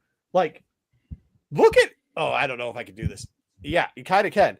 Look how much bigger the green shirt is. The green shirt is compared 6 inches longer. Dude, the green shirt is like, and this thing feels like, remember Huffy or whatever, whenever you'd go get like some free Huffy shirt or something, like for participating in something. That's what this piece of shit feels like. My wife said it looked like I was wearing one of the. She said it looked like I was wearing one of those like swimming, the swimming cover up things kids wear so they don't get sunburned. That's how tight that fucker is. She's like, that is terrible. This, it feels a lot nicer. It's better. So sorry, Dom, you're not getting it because I bought these 3 shirts. This one fits awesome. This one, awesome. They're $40 a piece. And like, you can't try them on. They're like, we don't care. Dude, we got in there first day. The shit, and I have videotape of it. The shit, everything's sold out. Everything's sold out except for Dom. I said I wasn't gonna pick anything up for people, and I'm sorry about this. But here I got this for you. The only problem was we had luggage service where they moved the luggage for us. Yeah, they kind of fucked up the bottom of the box. That's right, man. I appreciate it. Thank you, man. Listen, yeah, man. So I saw this. I thought of you, I picked up. This is what sucks. Maybe before the next celebration, but definitely before. I'm definitely gonna send it out to him. This is what sucks. I spent 20 minutes going through the remaining boxes to find the best one, and then luggage service just fucked that thing up. You know what's funny? I was watching a video. They said a modern grail. It's like on eBay. It's going for like $90. Which the that pop. Oh really? Yeah. Not this one. Sorry, dude. Not anymore. Hey, maybe you can straighten it out. Jar Jar's grill. Jar Jar's got a freaking goddamn grill. Which is funny. No, he does, dude. Yeah, this thing. Funny. Hey, when they had it in the thing, it sparked. I was like, what? And I was like, I don't even know if he's gonna like this. I was like, it's all about the stickers though. So this is why I did. You could like buy the other one somehow maybe and take the stickers. I don't know how that. Yeah, no problem. Hey, listen. Look what I got from Amazon. He showed it last week. The box. He's gonna show it again. I got the Ronin. Yeah, they had it on Amazon. It's sold out a couple of times on Amazon, which I don't care because the one in Japan had the Japanese writing. Yeah, we got to go. I got so much more stuff. We got Manga. Yeah, I got so much more stuff. We got more stuff to get back to. Also, Dom didn't get back to me soon enough. So Dom, I also got you this little Boba Fett that you already said you had. So I might not ship that to her. Maybe I will. Thank you. Somewhere. I think I had it. It's either up here someplace. Now you have 2. All right, let's go. Thank you, man. Thank you. Thank you. Good. I'm glad you did. We did. Thank you very much for it, Venom. All right. What else do we got? So I did pick something up. All right, go ahead. Let's get into. Do you guys want to do Andor or do you want to do the book that nobody cares about? Do you want to do cosplay? Or do you want to do that at the end? Oh, we can do cosplay at the end when I do the rest of the pickups. Yeah. I got so much other stuff. And dude, for the people that don't know, let's do Andor. Then we'll do Manga. Okay, let's get into Andor. This was badass. I loved it. A lot happened this week. No. The way I'm going to do this is going to be pretty simple. I just made like collage slides. So we can have general discussion over the show. But a lot of people brought back from the last season. You had Bix back. You had Brasso back. Oh, Brasso, man. Andor's there. B2 shows up. You get Tev. You get Mon Mothma. You get Davos. Mon Mothma's husband, Perrin. So all these people came back in the first episode. Got to see them all again. You got some new characters too. There was I can't remember. Keelan, I think was the old farmer dude. You had he didn't sell them out. You know he didn't sell them out, right, Dom? I think he sold them out. No, he winked at him at the bottom. He was doing that so the guy. Dude, he sold him out because he was like, I hope they kill him or get him. So I don't know. I think he sold him out. I don't think he did. I think he was 3, but like. Fucking rock, paper, scissors. The best character of the whole first episode, though, the TIE Advanced Fighter. Yes. How awesome was that thing? That was awesome. That thing was so cool. It was cool, but I don't know if I call it the best character. No, but it was Best kind of funny. character of the first episode. He couldn't get that Oh, shit for going. sure, dude. That whole thing was dope. That was everything was great Yeah. in there. Yeah. The great sequence of him not being able to fly it. Oh, Yep. great. He hadn't Yeah. been trained at all, Sideways and, and then like- shooting. No, And then dude, you see him- shit used again in Star Wars for again a second time. The word shit. Oh, in I Star don't Wars. care about. I think they shouldn't use it in Star Wars. There's something else I'm going to say that they probably shouldn't have done, and I actually really The strongly think. but like the pulse beam cannon thing, Yeah, that's what I'm saying. like- The pulse beam cannon thing was one of the coolest things I saw. that Like- was amazing, and just the way I'm kind of a ship nerd in Star Wars, so like to see the inside of the ship, and like I can see why what does this like cost like $240 million I think for the season or something like that. I can But see how why looking at detailed? the inside of the way they designed that ship, why it cost Dude, $240 million. How you could fit 3 people in that TIE fighter? Figuring you could fit. Not just that, Dom. Not just that. And JJ, to your point, it made you feel like you were inside it. It did. Yeah. Like you can see all That the was panels and switches. wild, dude. It was cool. It was cool. And it made it, it's Yeah. not like old Yeah. Star Wars where you just see like a little reticle screen, like it Uh-huh. showed him flipping through different weapons and stuff. It was pretty awesome. Yeah, I'm glad they didn't actually. You know what they've done a lot in Star Wars, and I think it's kind of cheap and overdone now, is they'll use old like targeting systems or whatever to give you the nostalgic feel. This was not. This was like. All new stuff. It was really But cool. remember, that's how Star Wars was, right? Like all the shit they did in Star Wars when we first saw it was all like cutting edge new Yep. shit. And this JJ's right. That thing, I don't know what Wayseeker's saying. What do you? I said it was Rock good. paper, It's one of my favorite part. That was fucking. Wayseeker. I'm being a little sarcastic when I said best character, but it's still. No, it was I think you're amazing. right. I think you're right. I'm down with It's that. not the best character of this episode. It was good. I love this No, episode. absolutely best character of the episode. Agree with JJ. Wayseeker wrong. So JJ that's the even way it back. kicks He off, walked right? Is it with back. his escape with the TIE Advance, but then he ends up going to his rendezvous point. Near the very end. What do you guys think of the marooned group? Martis The Raiders or Lord of the something like that? Flies. Am I a The thing? Lord of the Flies Yeah, situation. Lord of the Flies with adults. It was one of the weaker parts of the episode, but It was Big funny, man. confusing. Bit You got to- confusing. Don't really understand what was going on. it got dragged to on, see- dragged on a little bit too long. You got to see Yavin 4 for the first time, like a different view. But yeah, I think it was could have been a little bit cleaner and a little bit quicker. But They were idiots, all idiots fighting each other, trying to friggin' do stupid they- things. It But didn't why don't really- they just like let him fly him away? It didn't make any sense. There was a group that Well, they were. I How think at they were first- marooned there. I think they were stuck there. They were trying to get off. I get that And- their leader was abandoned them, But they- but It was like a. I would have abandoned them it was too like a with how Three idiots Stooges they skit. were. I know, Well, idiots. yeah. Oh, do you know that the two guys, this guy right here and the other guy were the nephews of Tony Gilroy? Nepotism. Okay.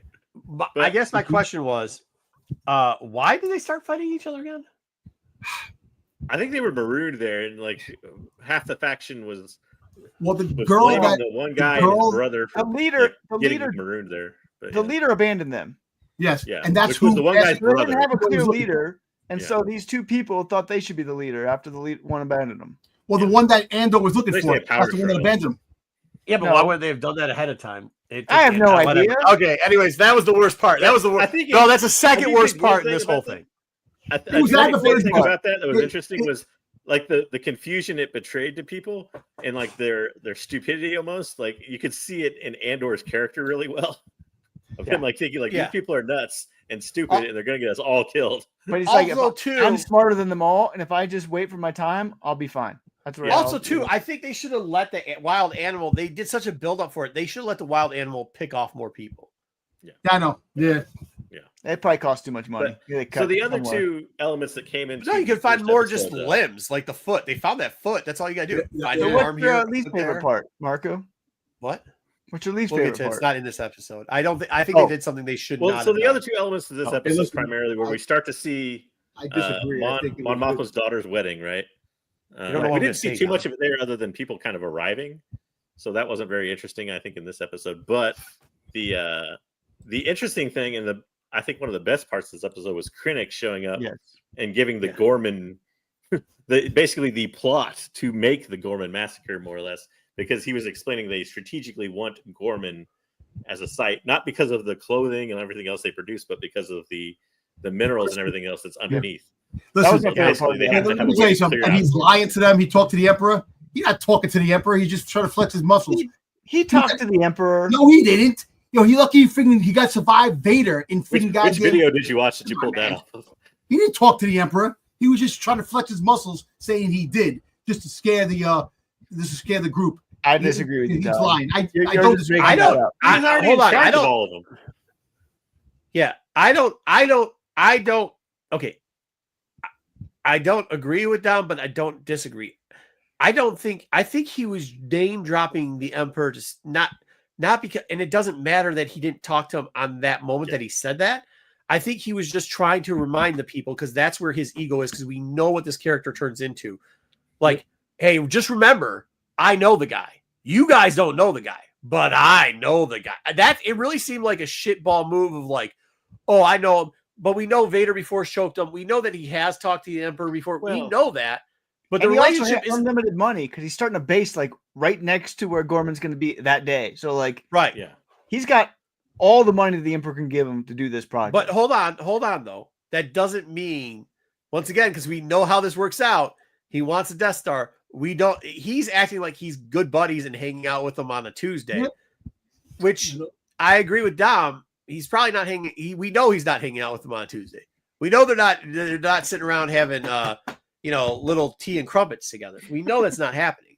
But he's just but he's doing this because he's not a good leader, right? That's a technique you see, which is brilliant that Gilroy wrote it that way. He wrote, that's where I think like he's doing subtle things with some of these characters. That's where the guy above him. His character is such a good character. The way she explains to him about the freaking propaganda shit. Sure. But also, it's something the Emperor would talk about, because the Emperor only cares about things that are 10 years down the road. That was the reign of terror, but he doesn't care about the day-to-day stuff. He cares about his project 10 years down the road. So I get already planning. Project the reason I think why he wants those minerals and stuff too is also probably because they're involved in his other project he's kind of planning. That's what it probably is. I bet the mineral, it's because he wants the Death Star, because he sees that being. But here's the thing. Like, this is where I see the guy above him. This is where I see the writing of the guy above him.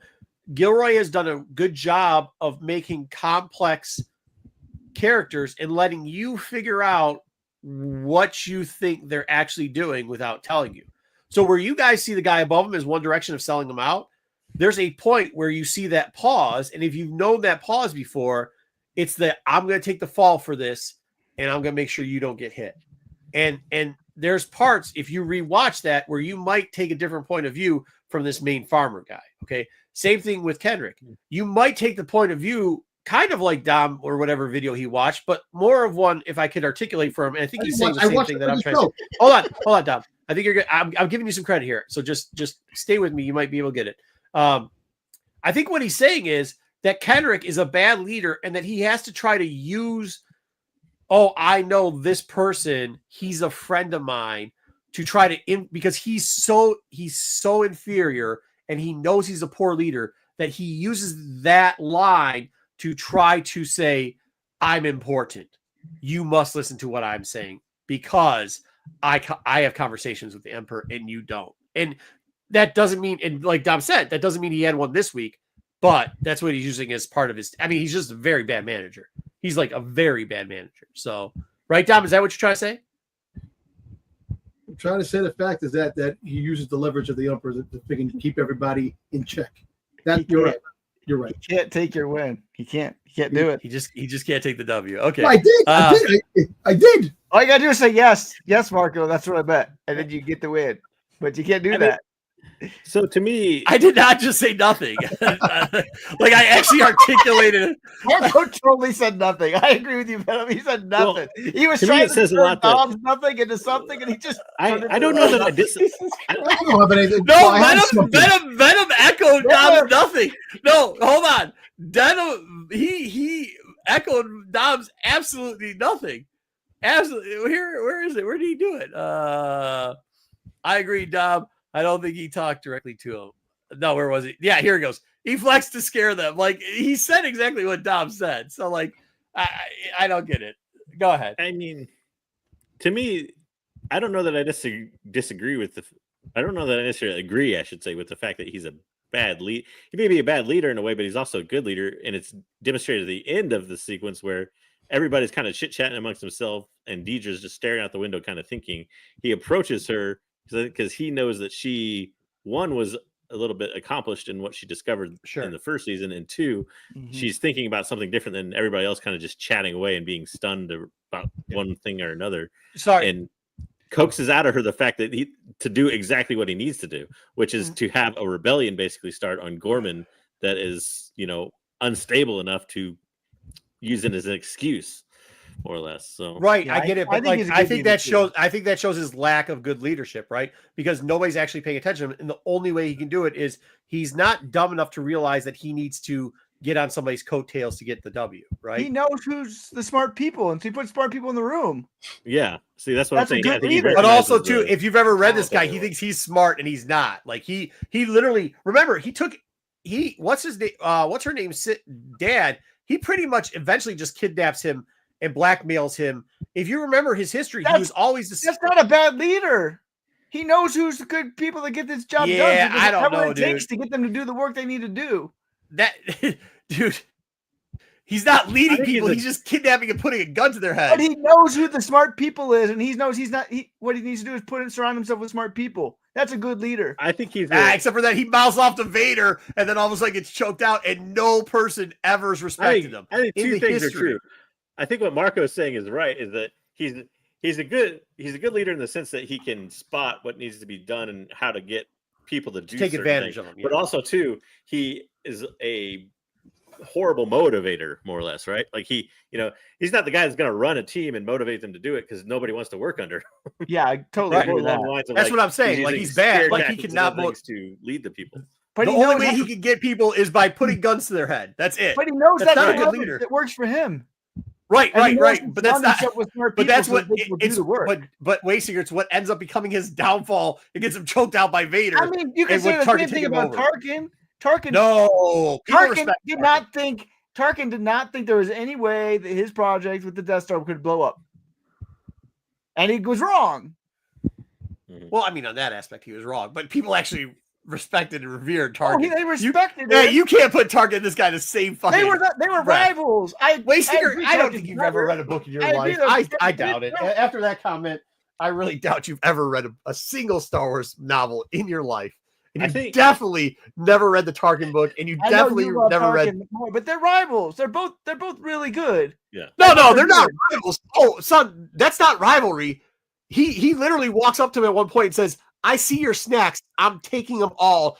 And by the way, I'm going to get you choked out, killed." That's not rivalry. He has the project that Tarkin wants, get killed. And then Tarkin just sneaks in at the end to take it because he dies. He doesn't sneak in. He's the guy that's funding him right now. He's giving the money to do everything. Theoretically, Tarkin's the guy that kills him. Tarkin's the guy that kills him. I agree with that because he wants his project. Yeah, but he's giving him the money right now because if he fails at this, then Tarkin can throw him under the bus. And if he doesn't, then Tarkin's going to take it. And Tarkin does take it eventually, mind you. Okay. All right, go ahead. Next. But I think the weakest leak of this, two characters that didn't flesh out that I put on here, and I don't even remember their names. I think Alessa or something was the kid's girlfriend, and then Brasso's kind of shacking up with the redhead. Yeah, both of those. I think were they? I didn't even understand the relation. Are they supposed to be mother and daughter? I think a mother and daughter.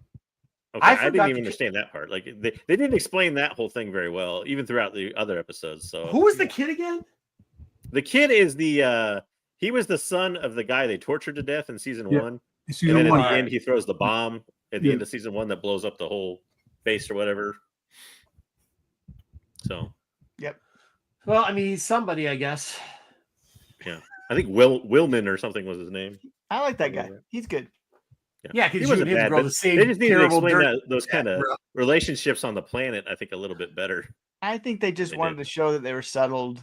They've been there for a while. Which it worked for that, but like, it was better. It was better than being on the Lost Planet and having the two groups fight. One group fight each other. So, on Yavin 4, that's where Yavin 4 was. That's the. I think this is a win we right here, Marco. Venom's is right.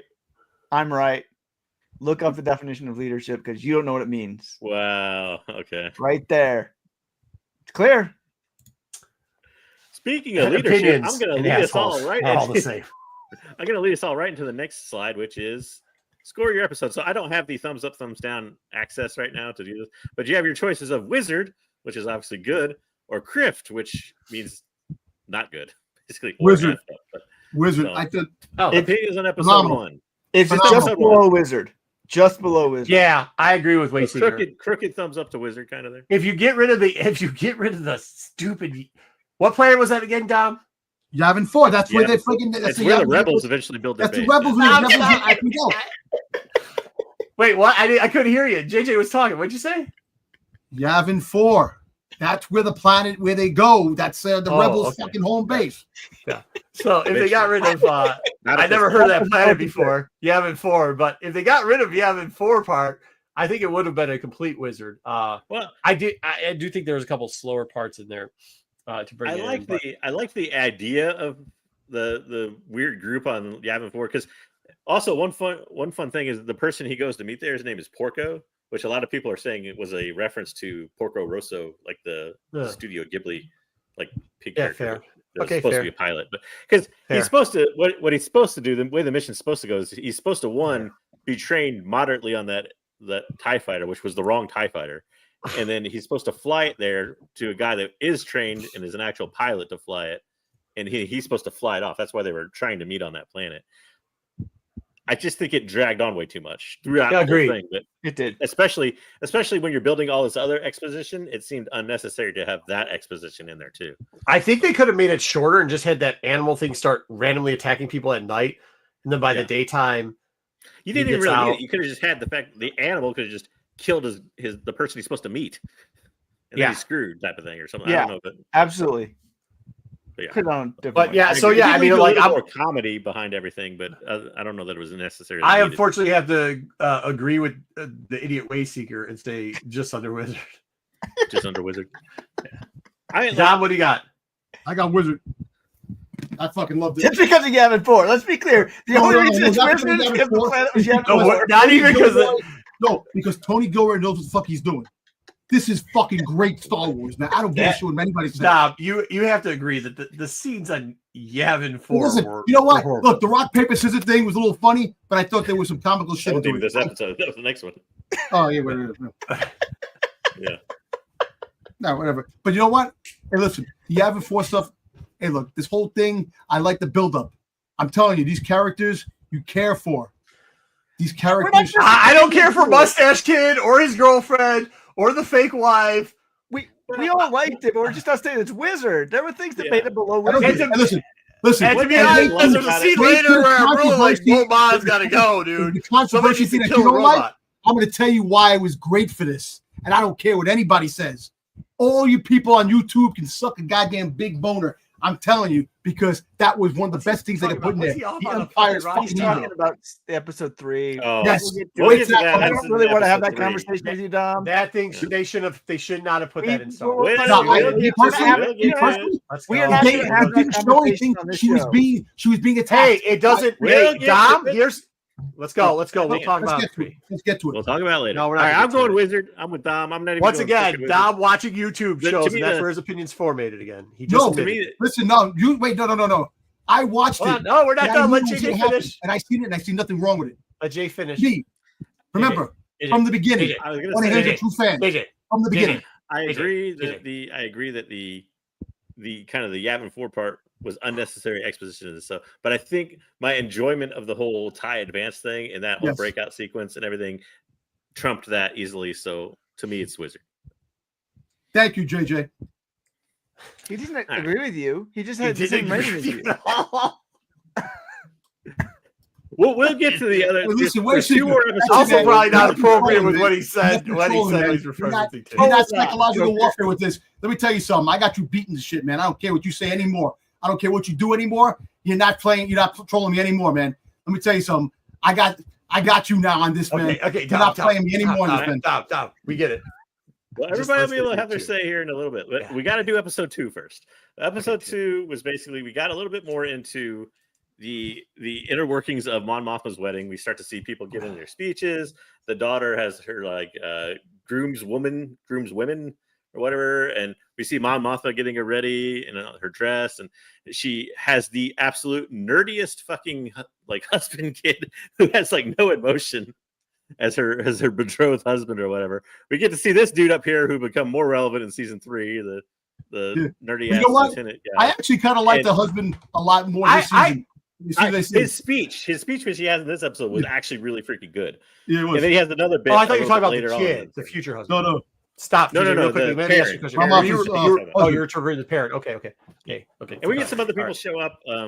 We get to see her sister shows up, and she has a comment, which I didn't remember. Does anybody else think in season 1? I don't know if did Mon Mothma know that her sister was part of the rebellion in season 1 or not? Yes. And She it's did? not. Okay. Yes, because they came in, they had I that didn't scene where remember they're that at all. talking no, about a it. sister. No, that's a niece, It's niece. a cousin, a Yes, cousin. I'm sorry. Yeah. Niece. That's a cousin. Yeah, no, they had the We conversation. understand who he's saying. about it Yeah. in season 1. Yeah. Yeah, they had a conversation about it in season 1. They also had a conversation about the marriage, the old way of things too during season 1. I will tell you this. I have to agree with Dom too. I think they did a lot. I didn't like the husband, and JJ, I think you said this too. So I didn't like the adult husband in 1. I thought he was just kind of put there as like a throwaway. Mm-hmm. And the speech, I think, very helped him a lot with his development and kind of showed a different angle of him where he was like, I think you gotta have respect for Gilroy to be able to develop that character and see that that character didn't really work in season 1. It didn't. Yeah. I agree. But He's some of the nihilistic. made I that mean, character better. in some of the season 1, things he was he told- nihilistic and didn't seem to care about anything, right? Whereas here, you can actually get from his speech that he actually cares about his daughter and cares about other stuff And involving he that. cared about his daughter in season 1. He just loved He to kind of, but He He loved also to let her use his do whatever daughter the to hell get she Mon wanted. Mothma. And No, but everything else. also He really the wanted to be the speech he favorite had dad. with Mom and He Mothma wanted Mon Mothma to be the bad mom. that he turned around and told her about your boyfriend, this and that. So kind of, Yeah, I like think that the was way, more their inner politics. But I kind of like the interaction with him and Mom Mothma. I think that it just he has a sarcastic look in his face, like I don't give a shit type of. Yeah. Who's the Imperial Security Bureau lead guy? I can't remember his name. The old guy. yeah, the guy on the left. I know. Oh. You're Yeah, the guy- talking about. They had his and Marrow's conversation was really interesting. Where basically he basically tells her like your idea to find Axis, which Axis is Luthen's rebellion, basically is basically dead. Like you're gonna take the job that Krennic's giving you to go to Gorman because that's the only thing you have. Yeah. Take it, move forward, forget about everything else, and watch your back. Is basically what he tells her. Yeah. I thought it was great. I thought that Well, I was think awesome. he's I like it too. I think that was the setup to say that this guy's going to use you too and throw you away, which is Well, that's why he tells her to watch your back at the end because yeah, basically telling her to watch her back because of Krennic more than anything else. Yeah. But I Yeah, think great. is what he was getting at. And Mark, I'm sending you something, another toy that just popped up now, just came out of nowhere, just a hot toy. I can't add it to the slide right You can't? Just do it next week, though. All now. right. But just dropped it. so we get what was probably the best interaction of this episode, which was we see that Cyril has settled in on they're on Coruscant with Deidre. They're now I don't think they're engaged or I anything. They're didn't just see living this together. coming, so But- I loved it. Yeah, somebody's coming to dinner. I think we all kind of figured out even before the next episode when we figure out who it is. Yes. But I think we all kind of knew it was his mom. I Cyril's loved it. I doing thought that was everything he great. can to get out of it. I thought that was great. Yeah. Oh, now But basically Venom's she coming doesn't for you, figure but it now Venom switched on you. But Hey, I actually thought there I was a think the lot of biggest- expose here that was good, including this. yeah, I was the biggest surprised. exposition was Tay's heel turn, right? Yeah, I like Tay's heel turn a little bit too. How So they Tay did it. basically has a midlife crisis and decides, well, I'm not really getting enough recompense for what we do, and now I'm getting a divorce. So screw you guys. Like if I don't blackmail you, Exactly. he's blackmailing her. If he's not going to get any money from her, he's going to go basically to Davos in the Empire and screw her over. And Luthen hears all this between him and Mon. So Luthen's in on all that. And I think that was a very clever heel turn. Because at first it looked like the end of the first season, you figured, if somebody's going to betray Mon, it's going to be Perrin or somebody else like that. Her husband, Ends up being the guy she's actually the closest to in season 1. She, More or she less. grew up with. Hey, Lutheran's gonna kill this dude, right? He's gonna choke this dude out. He's Oh, done. yeah. He's done. He's already He's done. done. He's done. He's got already. He's at the end of season episode 3 when Senta picks her up. Yeah, picked her up. Probably She dead. killed him. okay. Done. I must So we end up with Andor finally getting off the planet after a monster eats half the people and he's able to run away. Let's all be clear. The Andor portion of this episode was again the weakest. Oh yeah, Yeah. that was terrible. Like everything else in this episode was great, but the Andor stuff got nowhere. So like What's I'm glad with he got the off the kid? planet, but like What's with this kid? we wasted The kid is yeah, he's like emotionless. He's almost like a robot. It's weird. Yeah, it's weird, right? It is weird. Yeah. It is weird. Yeah. I don't And know if then, he's like- like abused or something. Especially for having like your dad be like this mob boss guy. And Yeah. just How do You you very have notice outgoing. that they don't match up. They don't match up because he They just wants don't. loyalty to be in his family, so he has some kind of legit friggin' No, we family. get that. But that's not what we're asking, Dom. It's like I know. I'm just saying the son. I it's know the just son looked weird. through it. It was it's very Oh, my- weird. I don't know if I I don't know if Gilroy was trying to play it off like this kid is young and naive and I childish. think that's what it was. Sticks. And it Nobody just cares. the guy didn't act it well or something to that effect. Yeah, I think don't that's know kind if of what it that's- was because there's that line that her daughter has in there when her daughter's crying and Mon tries to go to kind of comfort her. That Nobody he's cares basically a about that child. Like he won't hold her hand. He won't like talk Yeah. to her. He won't do anything like that. So he's just like emotionally, like I guess, detached or whatever. So, I don't know, but He wants to play it's weird video 'cause it games. You reminds don't me get of the it. opposite of Fucking guy, man. Perrin or something like that. Like I wonder if this is how Mon and Perrin's, because the way Mon explains things to her, it's almost like this is how Mon and Perrin's relationship started. More or less. Yeah, Like but they were Mon was betrothed to be probably engaged Mon was young. probably the one that was emotionless. That was Yeah, and Well, the the whole Perrin thing was is that probably the one. he- that by the was way, daughter. great She's speech. doing the Hey, same look, thing there's a that lot. Martha did when she grew up. She was in arranged marriage. She the whole shit That's too. what I mean. Yeah, this Yeah, is That's like what we the were exact saying. same of that. Yeah. Jesus. But this, I will give you a lot of the Ma stuff I don't like. That between her and her daughter was very good. It was very good. It. Yeah. I get there's low points in this show, and I think Dom's kind of saying it a different way, but there's low points in the show, but the high points are just so high. Yeah, They are. They The are. high Agreed. points are just so high. Agreed. You And, can see the emotions that she's giving her daughter up. The fighting. That the fact is that she might be getting out of the rebellion.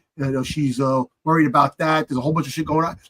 It makes you feel for these characters, man. I'm telling you, man. Tony Gilroy did a fantastic job with character development. I love it. Yeah, absolutely. Now, I will tell you this. I did watch this in Japan, and it was like 4:00 in the morning. So, like, I did watch this a little bit off pace here. But half asleep. but did you think that the daughter towards the like before she's like, yeah, no, fuck you, I'm going through with this. Like it felt like she might not, right? It felt like that speech Yeah. might have hit home for a second. It felt like she Well, I was think talking, got she- through to her. And Yeah. when Okay, the good. mom said, listen, my mom was drunk when I Yeah, was 'cause married. I saw the guy get taken off, and I just did You not should be realize too. at all. That sucks. He goes, I think you should be too. And then you see how my Martha changed? Get behind me. Mhm. Like, Yeah. skip behind. Yeah. You got- Oh, dude, I thought it was Yeah, great. I mean, I thought it was great. That's Because awesome. the maiden's supposed to be behind me, bitch. Like, Get Yeah, that behind was me. good. That was good. Dylan Hey, this is what everybody as always Lucan says. continues to be the best thing in the show too. Shout out But he's Sticks for bringing up, covering he's us. bringing up Dr. Hugh Who. That's what I'm telling him to be quiet about. Hey, shout out Sticks for filling That's- in. And he's got That's the only reason he wanted to come on the show tonight, because he wanted to talk about Doctor Who. Let's be clear. I agree. Uh, I also like the stupidity of that group on Yavin was hilarious in the fact that they kind of start to do a smart thing, which is they can't fly the TIE fighter, so they're turning the guns to try to shoot the other faction. And then they say that out loud. Andor overhears them, and he's like, basically they're trying to do the calculations of how fast it would happen. And Andor's like, yeah, it's gonna be like by midnight they'll be this far. And then he's basically like, just shoot at them and they'll stop. And that's what they do. Like he's literally like solving their problem for them. Oh yeah.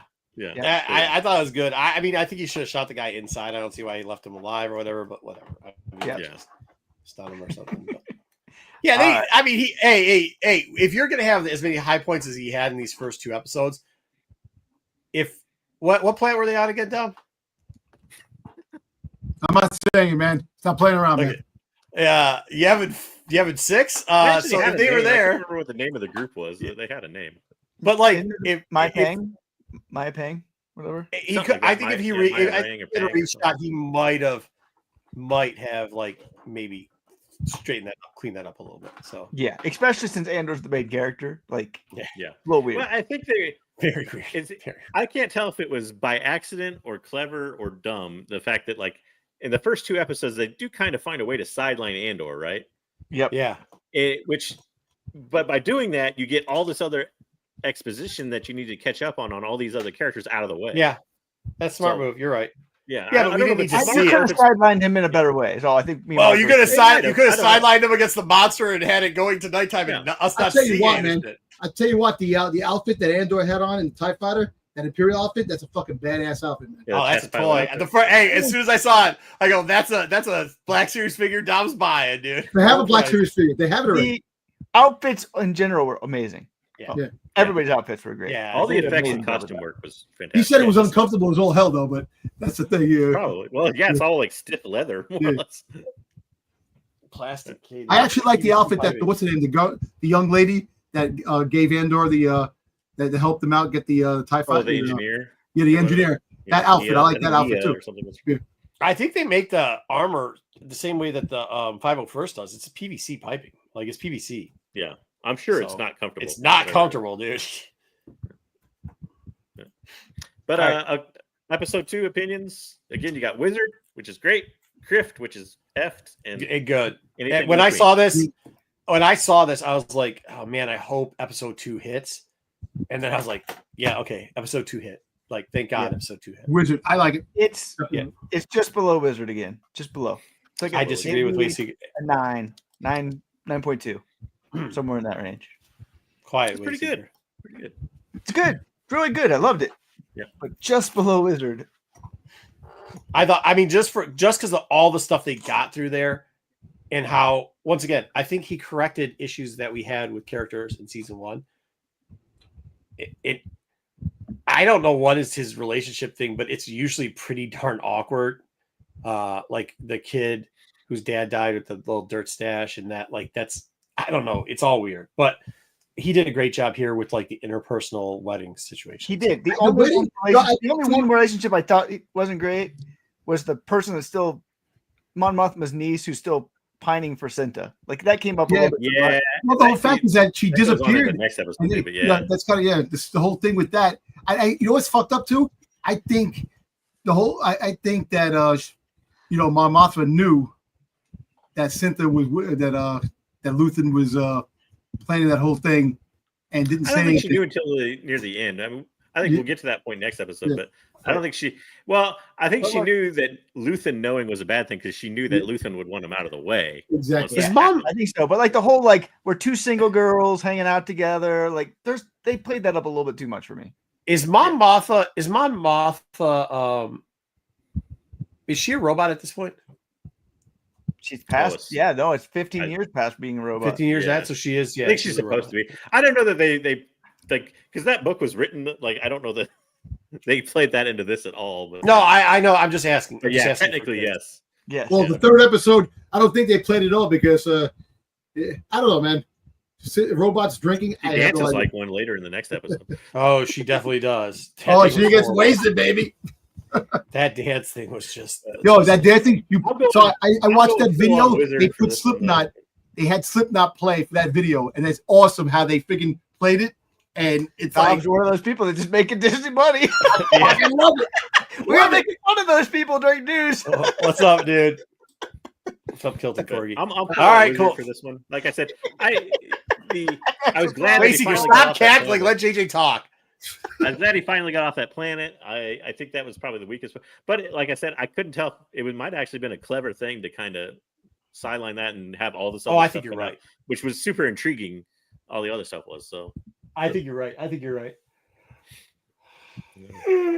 Anybody else? Did we miss anybody yet? No, we got it. On to the next one. So episode 3. This was Harvest.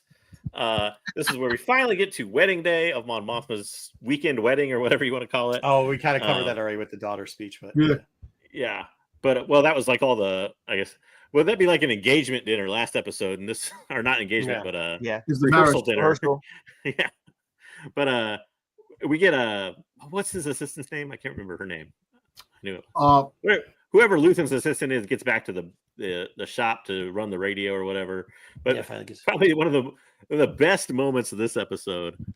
You obviously have it's kind of weird. So you had like the whole group having like a harvest dinner party on the planet Minorah or whatever it was that they were hiding Sure. out on. But then you had the opposite thing happen on Coruscant with Mama Karn showing up to dinner with Deidre, Cyril and you Deidre, figured yeah. That was the best part. That was the best part of this You episode. would see him twice a month, and you'll do this, and I like that. She The freaking whole thing. Uncle Deidre Harlow was amazing. is a All of them criminal. were amazing. All of them Yeah. were amazing. Uncle Yeah, Yeah, Harlow, dude, hey, Dom, dropping the Uncle Homo's a criminal. Oh, That was funny. That was Yeah, funny. she basically lays down. Cyril being the wimp that he is, goes basically like lays down On the in the middle bed. of the- So but and she also, lays down the law and to Mama Carl. I big like how Easter she egg. does that to us. Hey, she The big doesn't raise Easter her egg. voice. She doesn't do anything. She just goes, "This is how it's Yeah, done." so No. you will see him when I say you're gonna see him, and you're gonna be like, she like told her off. That was Oh, crazy. dude, that was great. It was Totally. wildly good. Then the Easter egg with the 25,000 year statue. Where is Yeah, the movie Which was gonna from be? Luthen of all things, but yeah. Yep, the antique. So 25,000 years. What's the movie? The First Jedi, 25,000 years. So Yeah. I don't know that. I didn't do it at I all. don't know what that No, would I think it know. was no, the I think movie it was that more the there movie to David, explain- hey, David Copperfield, what the Jedi. fuck was that? What is Don't Yo, think you know what an Easter egg You're is, Dom. practicing. the 20, After watching these videos, you'd think Well- you would understand what Easter eggs are. But no, you don't. 20. Well, all I know is 25,000 years. That's the movie. 25,000 years. The First Jedi. So basically, you might have something with that. The kata. Well, I think it was Come on more now. done to show that like that's supposed to be their wedding gift, right? Yeah. But it's actually done more to show that like Davos is such a self-centered douche that the gift is basically one to himself. Yeah. That people can use to worship him and his wealth Yep. more than anything else. I think is why that scene is there. But Totally agree. yeah, and then you get Totally. you do get one definitely interesting agree. interaction between I don't know what's Luthen- with David Copperfield. I don't know. one interaction between Luthen and this guy who he's actually a representative from Gorman. Yeah. Who grew up on a different planet. He explains his whole background, but In Naboo. I His think mom he's was in actually Naboo. in the Star Wars movies, doesn't he? I forget his No, name. he's now. also in Rebels. He's in Rebels. Is Rebels okay? But Rebels. so he'll come back up later. But the interesting thing is, being from Gorman, he basically explains his whole history and that he's basically there on Gorman now. So I have a feeling his role is going to come up again at some point, obviously in the future of this thing. But we end up with the inspections continuing on the Mino Ra planet. With they're going to do a surprise inspection on the sector that Bix and Brasso are in, and then we end up with Mon But basically. it's not a surprise because they Learning like more. alluded to it for like 10 times. Like, hey, they're coming to your section. Hey, they're coming to your section. Hey, they're going to be coming to your section. See, that's where I don't think he saw, because if he set them up, he wouldn't be telling them they're coming to the section. You're talking about He this, actually right? So told they'll- them to leave the section. They make it appear, at least But he said Brasso he's makes not it gonna appear. come till tomorrow. Brasso Yeah. makes it. I think it goes one of two ways, right? So the old farmer guy is there when Brasso gets caught by Yes. the Imperials. The Brasso basically says, "Don't act like you didn't rat him out," but he kind of says it out of nowhere. So I don't know if he was playing it up to save that guy Yeah. and basically say like, like you're the one who told him about it, blah blah blah. And that way they won't mess with him. Or, but it's also really conspicuous, and the look on his face and everything kind of looks like He sold them out. He sold them out, saying that they're unregistered. He sold them out. Because I if think he he's didn't sold sell him out, why are they all there with him randomly? And why do they No, show up? because Well, no, he No, sold. hold on. Wait, There's They're not, there's they're not even supposed to be there that day, is what No, he told them. wait, they were. He said that by No. night. By the nighttime, First off- they're coming. hold on. First off, he's not, and he's not supposed to be where he shows up. Do remember, Brasso goes there because he's trying to chase down the kid because the kid's there. They're supposed to be packing and already gone. No, because he finds out that the No, Empire is dead stop, and he's stop, there. That's why, stop. yes. Well, he's trying to go see his No. girlfriend before they leave. Yeah, is the what he's the one kid tries to go see the girlfriend, but Brasso, that kid wasn't told. But Brasso was told, "Don't come down here, get out of here," because they're going to start scanning at nighttime. Which is right; they weren't scanning. Yeah, but now they Brasso went saw- to. Hold on, let me finish. Brasso went to where the Empire was, looking for the kid, right? And then you see the look between them, like, "Oh shit, I shouldn't have been here, and I'm caught up. Am I going to sell this guy out?" Not to mention, there's another point too where the guy says, like, "I know how these farming places work. There's a lot of illegals here." And when he says, "You set us up because we're illegals," he's not saying you set us up because we're from a different planet that's part of the rebellion. He's saying we're illegal workers, right? Which is different than saying we're people that are trying to start a rebellion. Also, So they were he's- kind of wanted too because on the last year in season 1 when they started the rebellion, they figured beat up the empire the empire on the planet when Right. No, But that's what I'm everyone telling knows Tom. that. But that's what I'm saying. You're saying what I'm saying. he's not. Neither the guy didn't rat him out because he didn't say no. These are the guys from the planet that started the rebellion. He's saying yes. He's saying, hey, we're illegal workers. You're going to rat us out because we're illegal workers. They rat them out because they were supposed to come later on. They came before, so he told them that they're there. So before they get out of there, that's the thing. They did time. They did not have the time. Dom, if you're going to rat somebody out, right? You're going to tell them if you want the advantage. If you're a rat, you're going to say these are the people that started the rebellion on this planet. If you listen to the conversation after they look at each other, he says we're illegal aliens. Marco's got a good point. He says we're illegal aliens, and then the guy looks at him and he's like, "Yeah, you're illegal aliens." He doesn't say that they're the rebels, man. He's not that these people are from rebels. No, because they were the Empire looking for them illegally. He sold them out of being illegal. I think I agree with Marco on this one. Marco swayed me. He didn't have mentioned Ferrex at all, and he knew about Ferrex. No, not about Ferrex. The whole fact is that he's trying to save his own ass. At the Empire, that's how you do it. That's his store. That's his store. That's his planet. That's his stuff. He didn't want the Empire to touch it, so he sold them out. So they didn't bother him. If he would have sold them out, he would have sold them out about Ferrex. The Empire already knows there's a bunch of illegal aliens working there. Well, they referenced it 3 times earlier.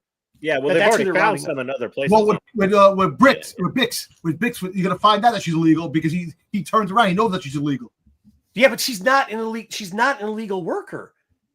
She's a rebel. She's a rebel. No chain code. Well, the chain code. Both. I think he's both. Oh, yeah, I get she's both, but like they're hiding as illegal workers, but they're really rebel. They're using illegal workers. Two things can be true. I don't know.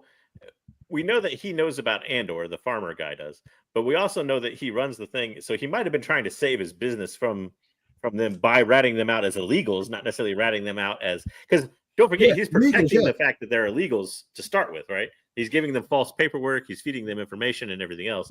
So he ratted them out in one way, but he also didn't rat them out that, hey, these are the guys blowing up planets type of thing. So I guess, but in the end, it didn't really matter that much, but it was an interesting interaction. But once again, JJ, if the kid's not there, Brasso doesn't go there and this scene doesn't happen. Yeah. Well, I think it's just, if you ratted them out, it's not like they went to his house. They didn't go to his house. But I still think that if the Empire came down, they would have still been in trouble, even though Brasso would go look because the bike, the speeder bike, he left the speeder bike behind, and they seen it because he was hiding in the fucking bushes. Right, that's what I'm saying. If the kid doesn't go down there and Brasso doesn't chase him down, this scene doesn't happen. So, like, if you're saying he's ratting him out, the only reason they ran into this guy is because he showed up on their turf, not because they went out to go get him. If you're ratting somebody out, the police are knocking down your door. They're not letting you. They're not going to think you're coming to the police office. All of a sudden, you show up to the police office. What? You know what I mean? That's where the difference is, I guess. But regardless, they find Brasso, they capture Brasso. I'll preface this next thing by saying it has caused a little bit of controversy. I don't want to go over it in too much detail. We're not going to yell about this, Tom. If you yell, we're going to mute. Yeah, I'm not going to yell.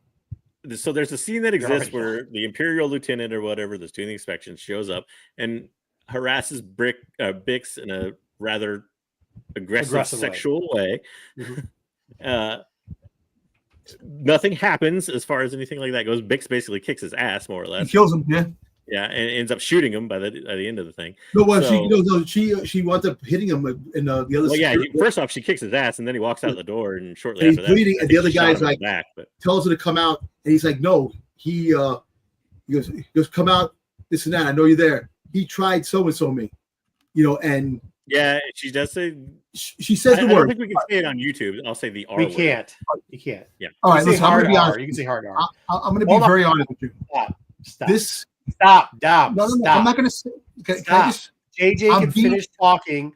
JJ can finish talking. The only other thing I'm going to say is I think there's been opinions out there that, they're just doing this to make the Empire look bad, that people are bad.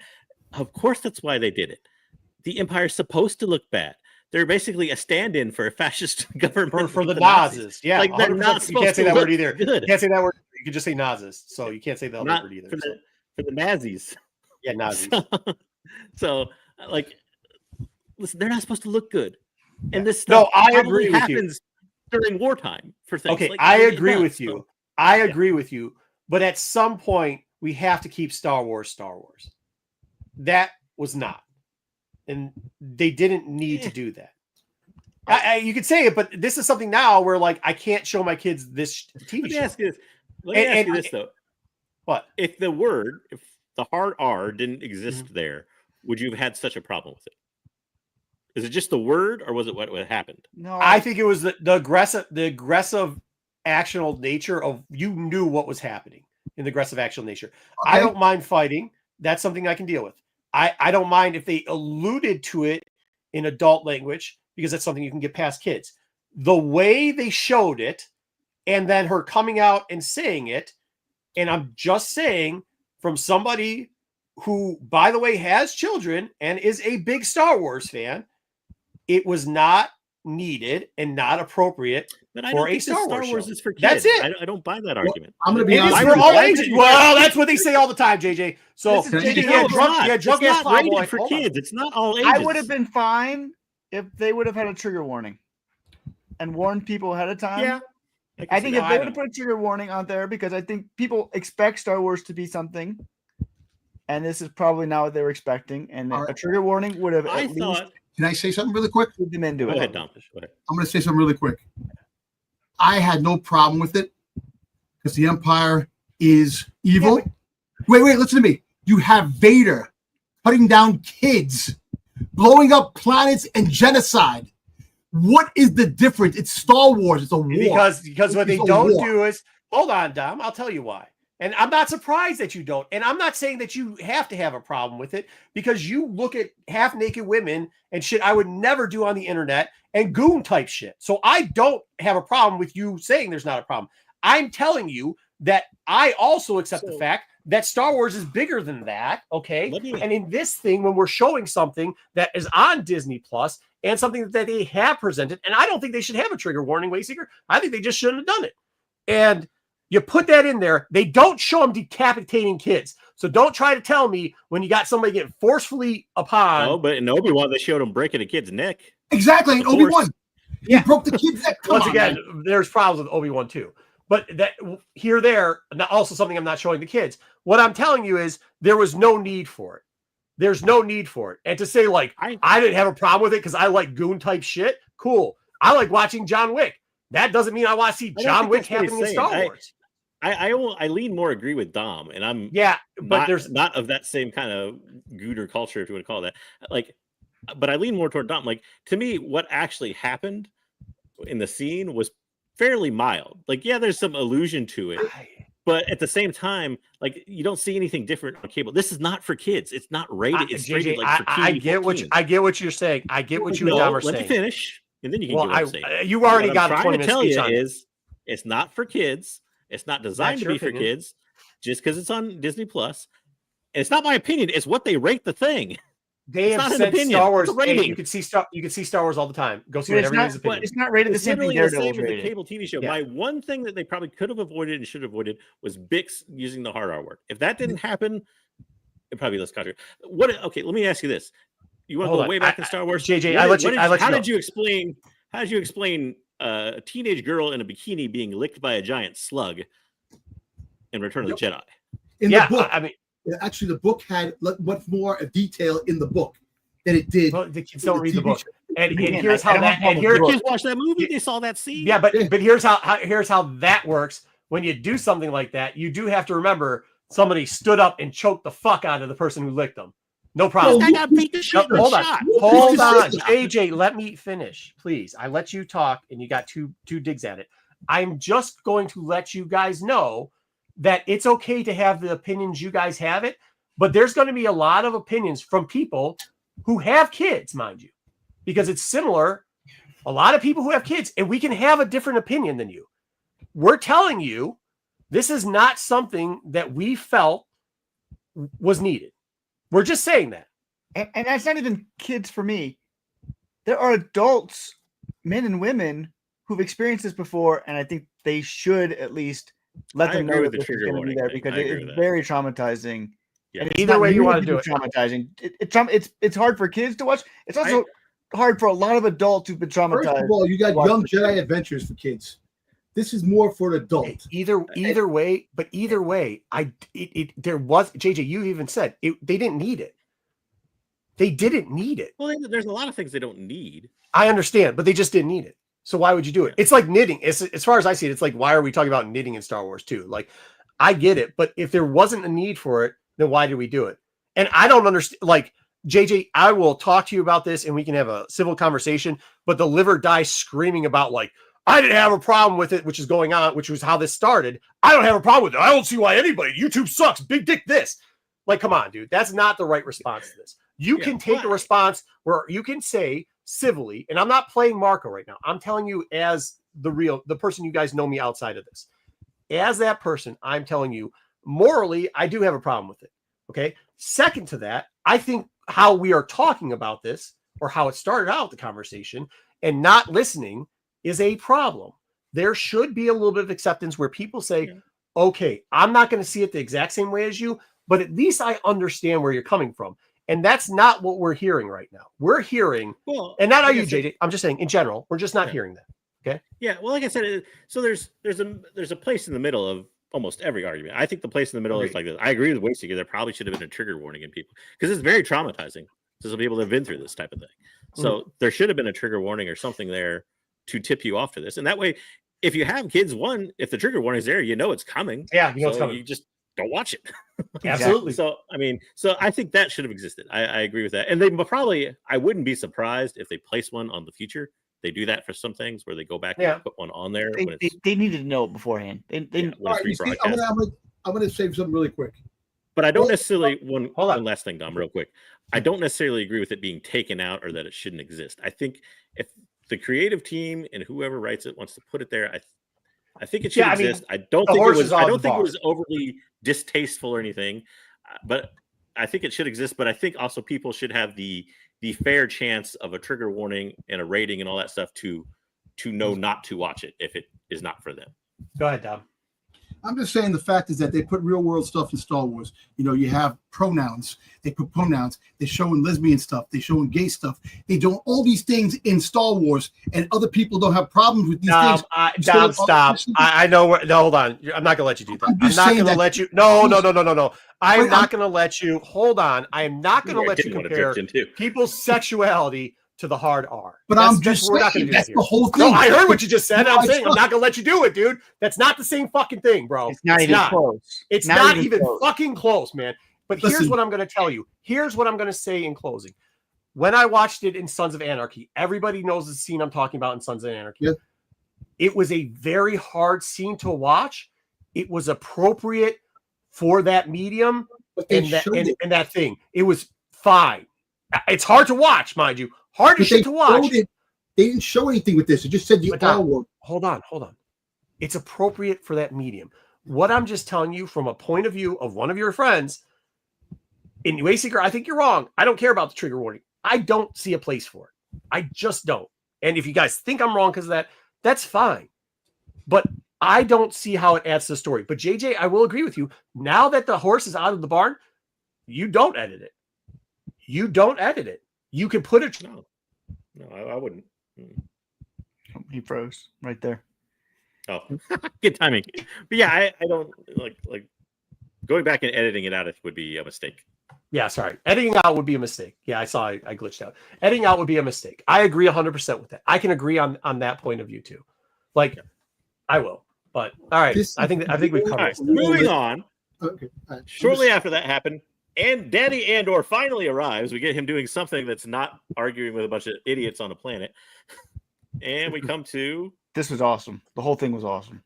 Oh, so fucking cool. Perhaps the not the dancing. Fuck you, Wayseeker. Oh, Don's right. Only when the real dancing. Andor's fight.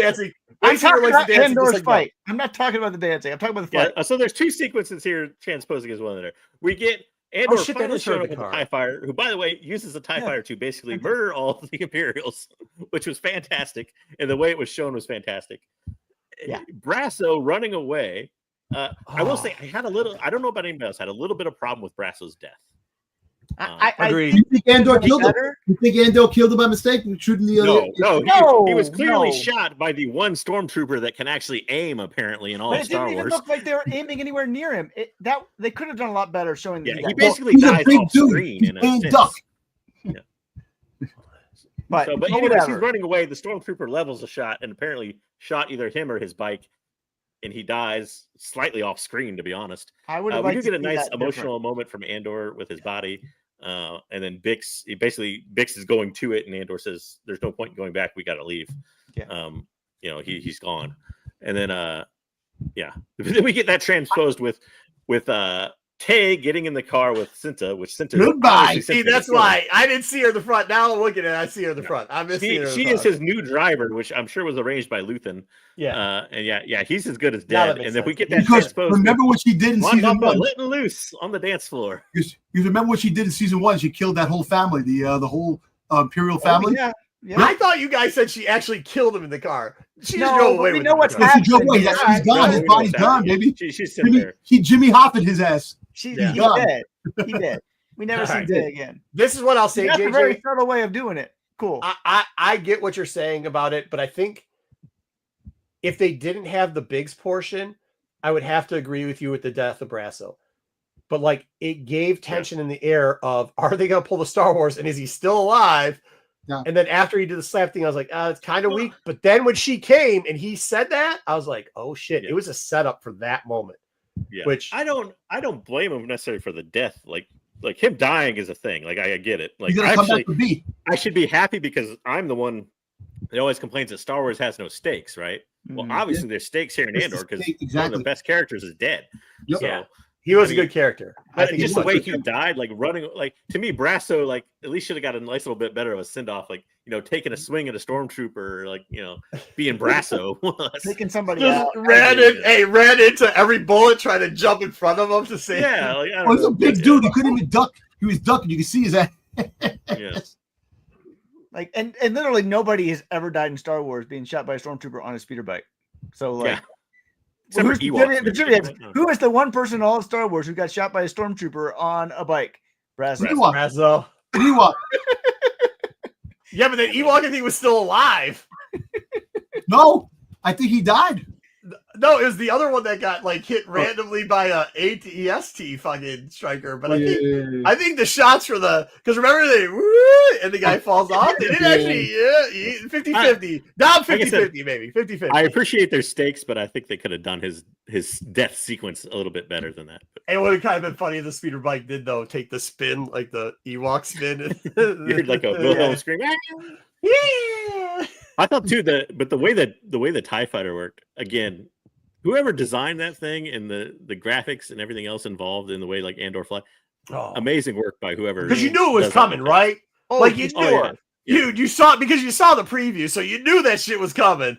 Mhm. But It how still they looked did cooler. it, It still looked cooler than I thought it was going to look. yeah, way Yeah, cooler. it looked awesome. Longer, cooler, just outright like. I actually dope. want that toy now. I want that toy. I hope this is his ride for the rest of the series. To be honest, like, It won't be. I hope he gets to keep the TIE Advanced Fighter. To be, Yeah, he it's won't. Up, but- up until at least Rogue One. Yeah, I wish he did, but yeah. So, but yeah, and I was glad Tay died. I'm glad they wrapped that up and didn't drag that out. Me too. That we probably won't see Tay again because that stuff can kind of get dragged out long, and they brought it to an end pretty quick. And I think Luthen is obviously behind it. They didn't tell you that, but But it's completely also a good alluded way to of it. showing them on Mothma's understanding the stakes are higher. yeah. too. And there was one I didn't capture it in a slide or shot, but there's an interesting sequence when she's dancing. The person that's watching her kind of let loose and dance is Perrin. And I almost wonder if they've kind of swapped the roles of Perrin and Tay in an intentional way. Like Perrin's kind of coming over maybe to be more serious, and Mothma's way of thinking in a way more than Tay, who was originally that way, has now kind of turned more towards the Empire. Yeah, maybe. So, I don't know. It's an interesting juxtaposition. But You know what? It all in was all, good. for our last episode, you can give your thumbs up or thumbs down for Wizard of Crift, and also a total score of all three if you want. So, I mean, I think Anybody? all in all that I mean, besides the one scene that I just think they didn't need, he was great. Like, I mean, the fighting scene, I mean, it did have stakes. A guy we like died. We always complain that it doesn't happen. And the third episode tied in the other two really well. Like 2 played better because of 3. Yep. 1, which looked like a tough episode. Like, I think if we just watched 1, I don't think we would have rated it so high. But because we got 3 and 2, but 3, it trickled down so well. I mean, this thing, I think you have to rate it all together because that's how it kind of came out. And I watched it on 2 separate days, but like it's a what are we, 5 out of 5? It's Wizard. The whole thing's Wizard. For the downfalls that they had, I think you're going to have some misses, and they do have some. But overall, the strong acting we've mentioned before, the great lines that they use, like at emotional times, what's going on, Dub? Like all of it just kind of hit one after another. And every time there was a low point, they did something that brought it back up to just the highest of highs. So I think you have to give it Wizard. You just have to. Listen, I'm gonna tell you this, man. I can't wait for the scene when Saul Guerrero gets fucked up because he's all messed up in Rogue One. Gets his breathing apparatus. That's gonna happen soon, and that's gonna probably be because of Luther. But I'm telling you, the stakes are high. This is really, really what Star Wars is about. Where stakes are high, people you like die. Character development it's awesome. Yes, you overlook some of the little things you can tweak and stuff like that. But overall, the story compelling, the acting is superb. It's just something that breeds Star Wars in a different angle. That it really gives you that feel like, holy shit, man! That the stuff that you watched as you grew up, the Star Wars you watched, this is what led into all this stuff, man. And it just really has that point where I can't wait. I can't wait to the final 3 episodes that lead into Rogue One and watch Rogue One again after. I just can't wait. Plus, maybe they'll bring Yavin 4 back. Yavin 4, you're fucking man. Yavin 4, you're fucking ass. Well, what do you think overall? All 3, Dom. Put them together. Yo, Make the score. I give it a 9.8, man. Nice. Yep. I mean, I'm right there with you guys. Like, to me, there were bumps, but the bumps are small. Yep. The lows are nothing compared to the highs. Not even close. I think everything was on point as far as acting goes. What's so refreshing about Andor in his first season, and it seems to be even carrying over to his second season, is the dialogue. Oh, really great. Yeah. I mean, compared to what we get in other stuff, it just seems forced in Star Wars. Sometimes the dialogue in the show is amazingly written. All the development of the characters and exposition and dialogue and everything else is just amazingly done in this. And it makes you even down to the minor characters. Like we saw Cyril for maybe 15 minutes, this whole thing. But I got all I needed out of Cyril. Exactly. I got all the conversation I needed. I got same thing with Deidre. We didn't see a whole bunch of Deidre, but I got plenty on Deidre, I felt like so. And to your point, I think it makes you emotionally attached to all the characters, which is hard to do. Go ahead, Like Brasso's death hit me hard. Well, first off, it was 2 deaths this week that hit me hard in television. One, I won't spoil anything on the other shows, but one was a fairly major death in a thing on a different channel, and this was, I loved Brasso in the first season. He was one of my favorite characters in the first season. He was Big Bro Brasso. He's the guy that took care of everybody, and like to see him off was sad. Like it seriously was. Like I didn't say a cry or anything, but it was sad to see that moment. The one thing I'll say this, I'm going to detract 0.1 points because one thing I'm worried about, and it might not happen. We'll find out probably in the next episode or so. But like if they have this 1-year time skip and they're leaving that Minora planet or whatever, where's my boy B2 Emo? Was that the last we saw of B2? We gotta go back to B2 because B2 is gonna be the template for freaking K2SO. Where's my boy? Is he stuck there? Like, you've been doing this theory. B2's gone. B2's gone. No, he's not. B2's gone, and that's okay. B2's memory is going in K2SO. That's how K2SO. I definitely don't want any more. I'll be honest with you. I forgot about that. I don't want any more of that B2E. I love B2. I love B2. Yeah, I don't doubt because it's JJ as a droid. I did it, dude. But, But like, I don't. I didn't need 7 scenes of him pining for Andor to come back. Like, Yeah. one That's was enough. why he's emo. That's why Andor's he's gonna come back and One's get him. enough. One's emo. One. He's gonna Oh, get him, and his boy. Hey, I'm telling you, his memory is going into fucking goddamn K2SO. I hope not, because that's such Yes, a dumb. I'll thing say to one do. thing. Other No, than it's that, not. That is with dumb. the I'm not saying it's not Red happening, Bull. but that's one dumb. reason why I love this show was demonstrated in the small things too, though, was like the conversation between Deidre and Mama Karn. Oh, Yep. brilliant. And, like things like that just do they not just bring a small smile to your face Yeah. to see like Brilliant. finally Sure. somebody did like I like when DJ finally turns around that and goes, happened. my family, my mom and dad were war criminals, this and that, they were killed, Yeah. and I was taken under by the Empire in a friggin' Yeah, and it says it all like matter of factly, like not like nothing, like it's not nothing. ironically or like matter of factly.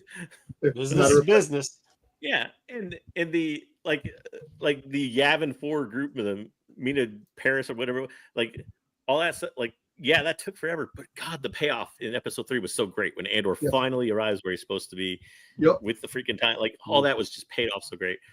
The whole thing, I can't give it anything less than a 5 out of 5. I can't, Yeah, or 10 out of 10 or whatever you want to call it. I give Right. 10 out of 10 definitely for the episode. I just 9.8 for everything, and I'm telling you, it is fantastic.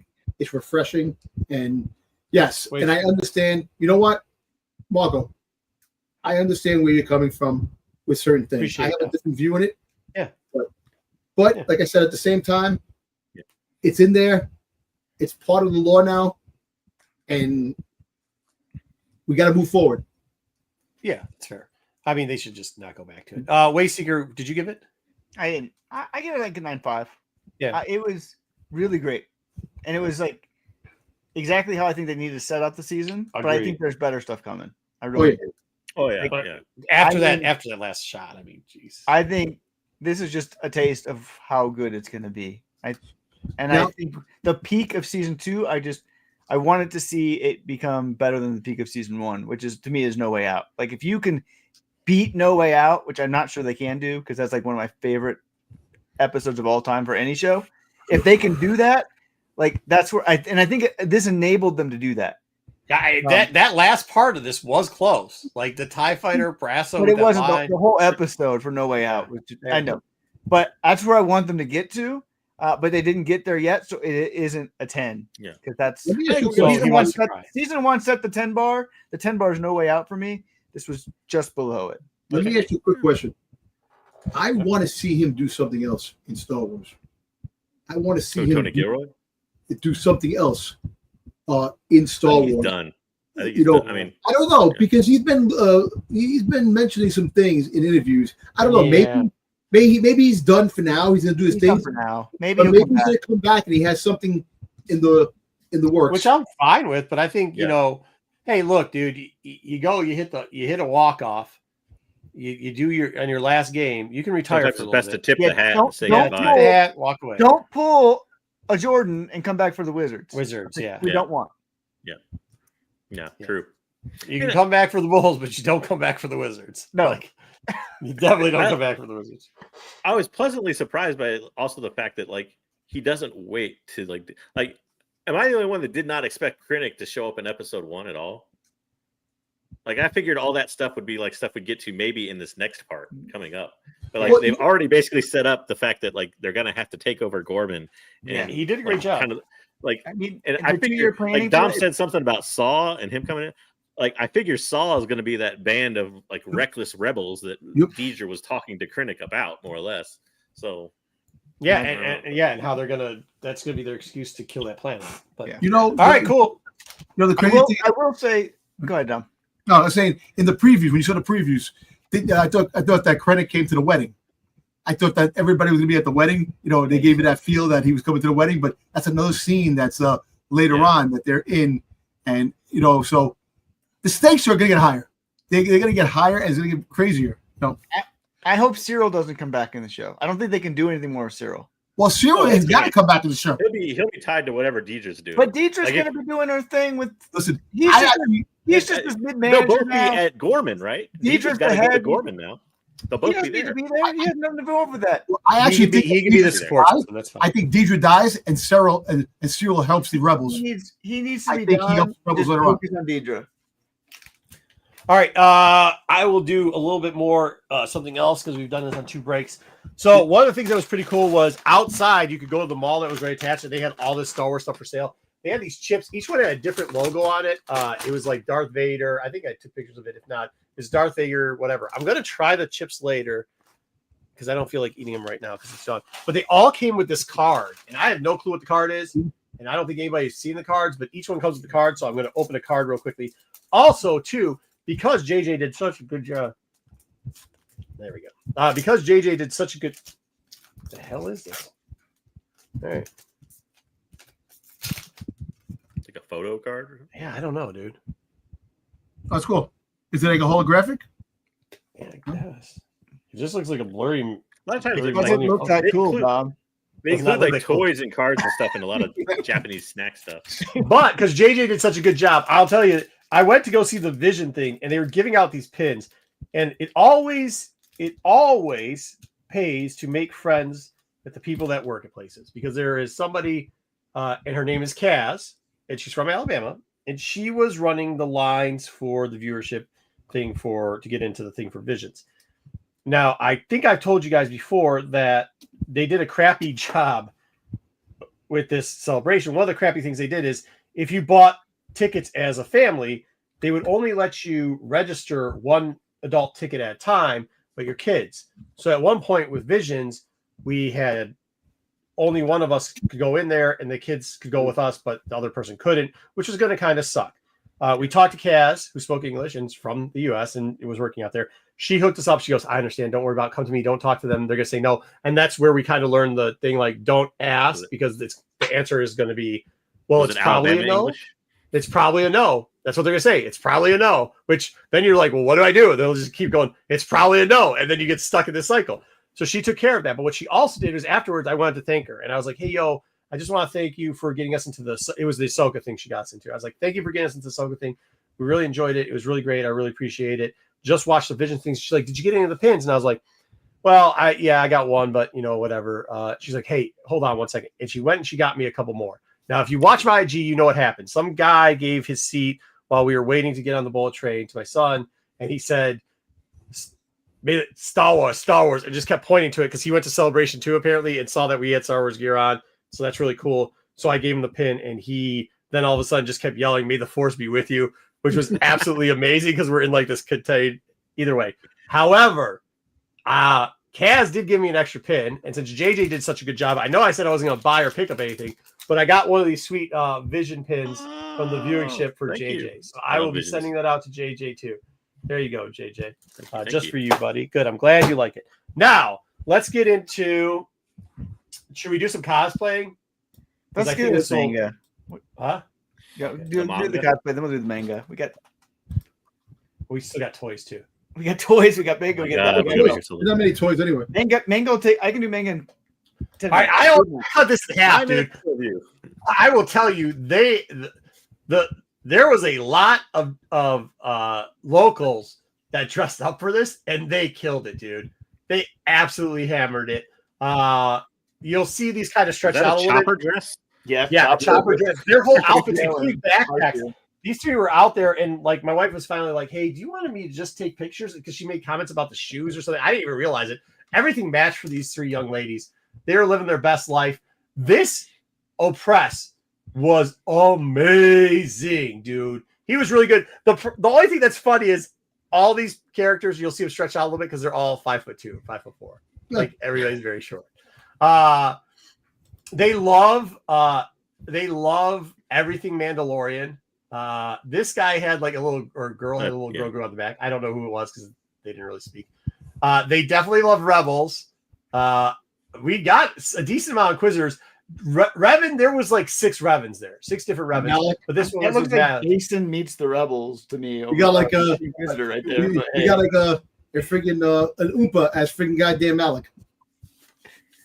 Hey, dude, they're short, asshole. They're all short. They're all short.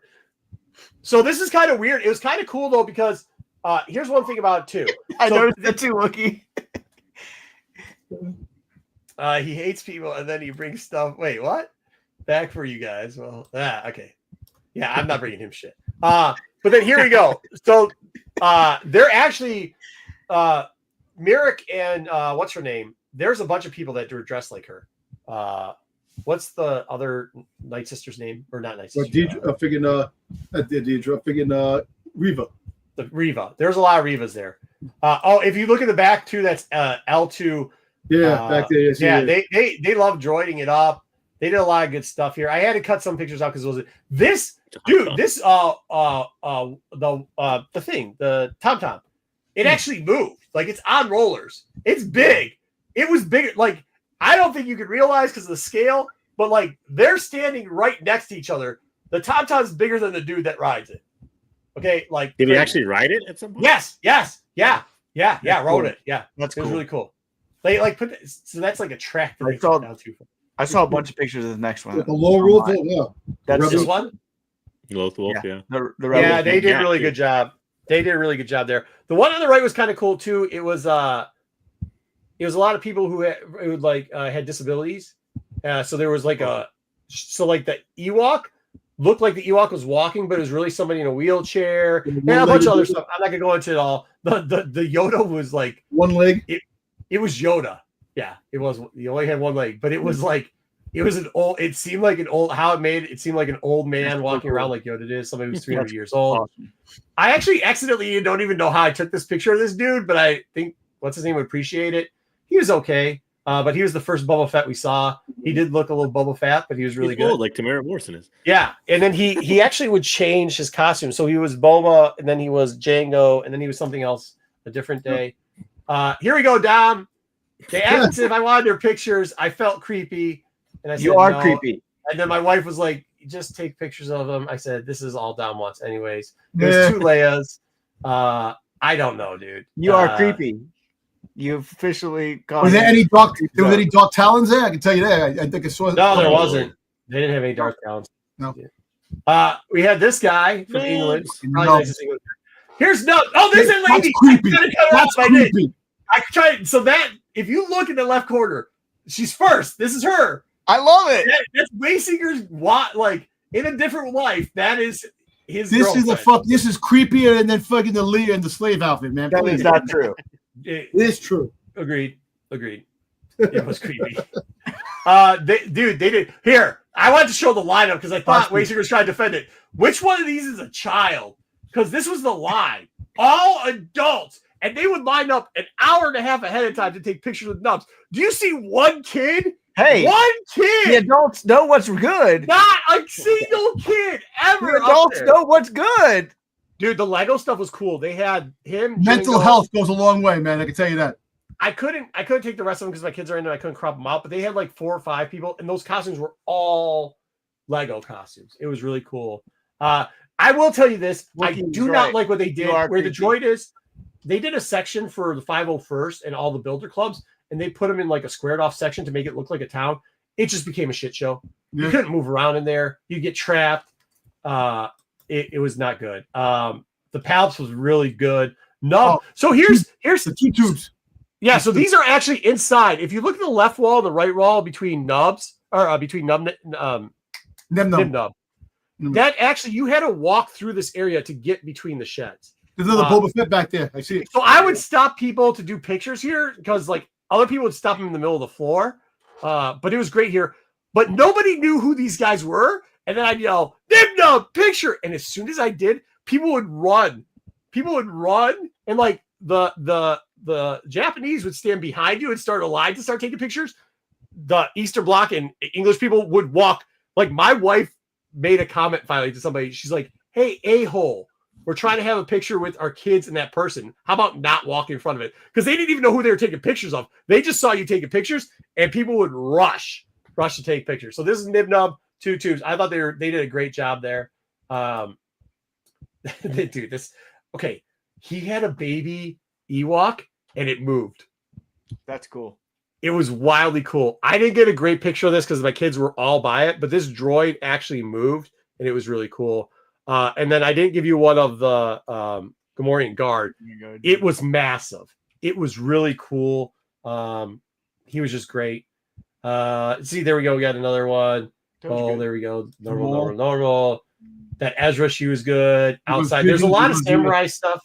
I like the samurai stuff. It's like a Boba Fett samurai was cool. And the Django. It was, yeah. That was a really good set. And the Ronin. I like the guy dressed as Ronin. Yeah.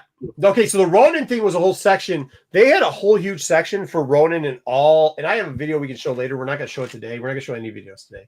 We'll probably show them next week because I have a lot of stuff. But they did a whole section for animation. It was pretty cool.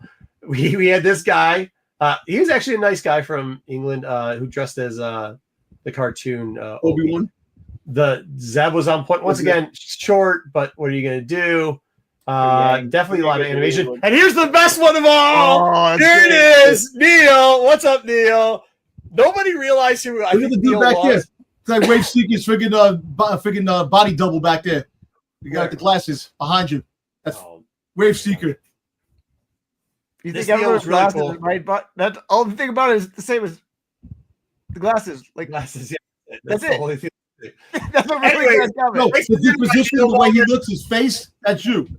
I love Neil. Neil was great. I got to see Neil. I took pictures with him, and then he got mobbed because, like, I don't think people knew who he was. And then I was like, I was so excited about it. Like, I took a picture with it, and I was like, "Can I just get one?" And they just kind of wobbled. They didn't really talk, so it was fine. Or they didn't talk English, so then we took pictures, and then Neil got mobbed. But yeah, so that's it. So that's all. I mean, I've got like 1,000 more pictures, but I figured I wouldn't kill you all with those. So I gave you the best of the best. Hopefully, you got something for everybody there. What are we doing? Review and then toys? Yeah, wait, do toys because Jay is not here. Okay, add toys. All right, so Disney and Hasbro renewed the contract for Star Wars for another 5. So apparently, it's rumored 5 years.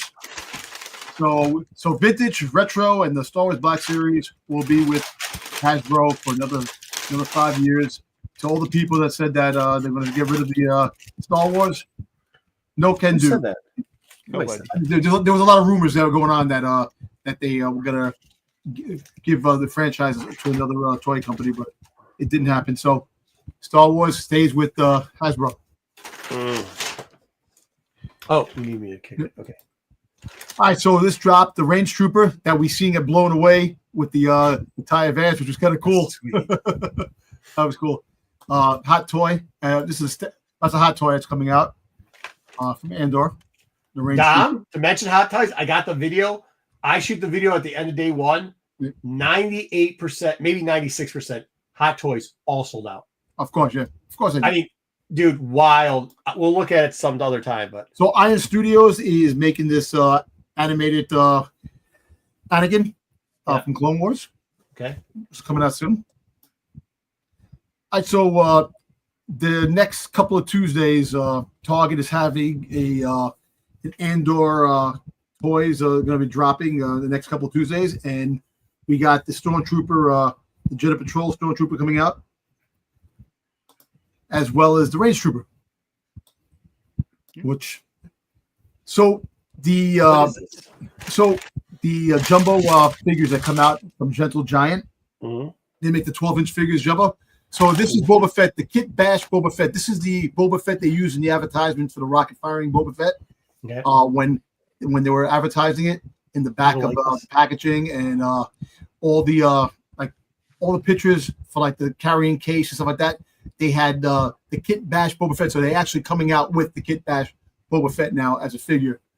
Coming out soon, limited to 500 pieces, and it's a web exclusive. That's dropping, and that's it. Yeah. I will tell you this, Wookiee Fanatic. After this one, I'm not sure I'm going to go to another one. You're not going to California? No, it was so bad. 50th anniversary. It doesn't fucking matter. This thing was, dude. The last couple. Because it's big, I want to go less. Yeah, it was cool for the family. I'd go, but how you made it seem like I don't want to take my kids to that. It wasn't. It was terrible, dude. I will show you guys later the queue system that they had for no reason outside. It took us. We had already. They said if you get your passes the day before, you'll be able to go right in. When we were in Chicago, you could. You had your pass the day before, you walked right in. When we were in the Florida one, right in. A lot of them right in. This one, Yeah, you got right in. They made you walk 2 miles just to get. I mean, you didn't really stop ever, but there was no point in it. And then you went in the back of a garage door. Like it was not. When you see the video, you're going to be disappointed. Hey, by the way, I didn't show the badges to the people. These were the badges we got. We got this is our Saturday badge, which was the Vader badge. That's cool. We got the Ahsoka badge. Cool. We got and this was a 2-day. This sucked for the kids. They had a crap 3-day pass. And then what was the last one? I don't have the last one here. I don't know what I did with the last badge. I can't even remember what the last badge was, to be honest with you. I'll find it because I have to go grab something else anyways. But yeah, I mean, the Ahsoka badge was, of course, the home run of the badges that we ended up getting. I think to answer Wayseeker's question, he said, "Do you think that is a Japan thing?" I think it was more of a organizational. No. Okay. Well, I will tell you this. Did the event? Yeah, whoever did the event, I will tell you the space was not good for it. Wookie Fanatic. The space was terrible because how they did it is you had to go through shed one. Like the second day, we went right up the stairs, walked right in through that section. They wouldn't let anybody go through the main entrance to the convention center the first day. They should have, if you picked up your badges, allowed you to do that. Number 2, the space wasn't large enough. So if you had to go to the celebration stage, you had to walk through 3. If you were on the 4th thing where they had a panel, or you got food, let's say, because that's where the food was, you had to walk all the way through 4 different sheds with those open areas I showed you earlier.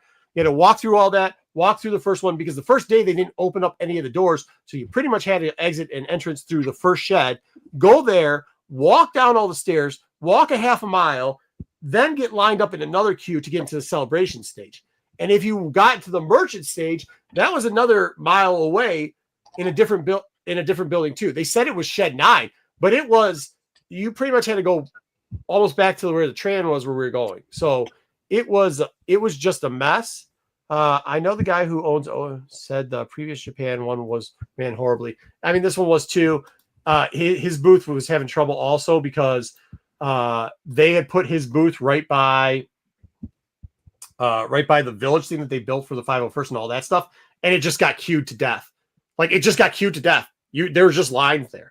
It was so poorly ran. Hot Toys didn't actually have the line. They had 2 different lines. They had one queue by Hot Toys, and they had another one across the way against the wall. And they would every 10 minutes they would stop all the traffic, just stop the whole show. You couldn't go anywhere, and they would walk 20 people with their hands up like this to get to the other part of the queue.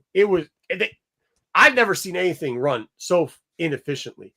So inefficiently. It was just horrendous. And to be honest, the only thing that we got was the mall trailer and the Ahsoka thing, because everything else, they pretty much, any panel you signed up for, they pretty much gave it to, like, you could see it at home. You can see it in real time. Oh, yeah. A lot Like of stuff. Visions and stuff. Yeah, you didn't have to. So, I mean, if you didn't get into the mall panel and you didn't get into the Ahsoka panel, then like, and even if you can't watch at home, you can watch them pretty much on Twitter. Like I was posting things at real time as Marco was posting. Yeah, I don't have Twitter. Yeah. No, but he was. I was posting pictures from in there. I'm posting them, and he's posting the same. He's like, "This is a better view of that." I was like, a okay. lot of people live tweet it. And, yeah, I mean, it was like, all right, cool. I get. There's even one basically live Reddit. I only paid $10,000 to do that. Yeah, I mean, it just wasn't, and it wasn't the cost because Japan overall cost us $30,000, but that wasn't. But that was because we did lots of crazy all the shit. other stuff too. Yeah, stuff too. But it's not. I mean, by day 2 and 3, the kids are just hanging out. Like the majority of the time, the kids just end up hanging out in the kids section because they would get crushed. You just would get crushed. I mean, it's not. There would be sheds that were completely empty, had nobody in them, but you couldn't get out of the shed you were in, which was it was a mess. I mean, logistically, just a shithole. Like it was horrible. I just kept thinking, like, dude, I will never go another one of these. It was the worst ran thing. Dude, think if you've ever been to San Diego Comic-Con and C2E2, there was that C2E2 they ran. They had Stan Lee at it like 6 years ago, and it was just a shit show. CGC was on-site grading, like CBCS was doing the off-site thing. That one. Remember how shitty that one was? This fucking was 100 times shittier than that. 100 times. It was just bad. Really bad. All right. In here, I gotta go grab some stuff. You guys can review the All right. manga. We're going to review the final one of these Edge of Balance. This is the Spring, Volume 4, written by Older. Just a review of the characters here in this book.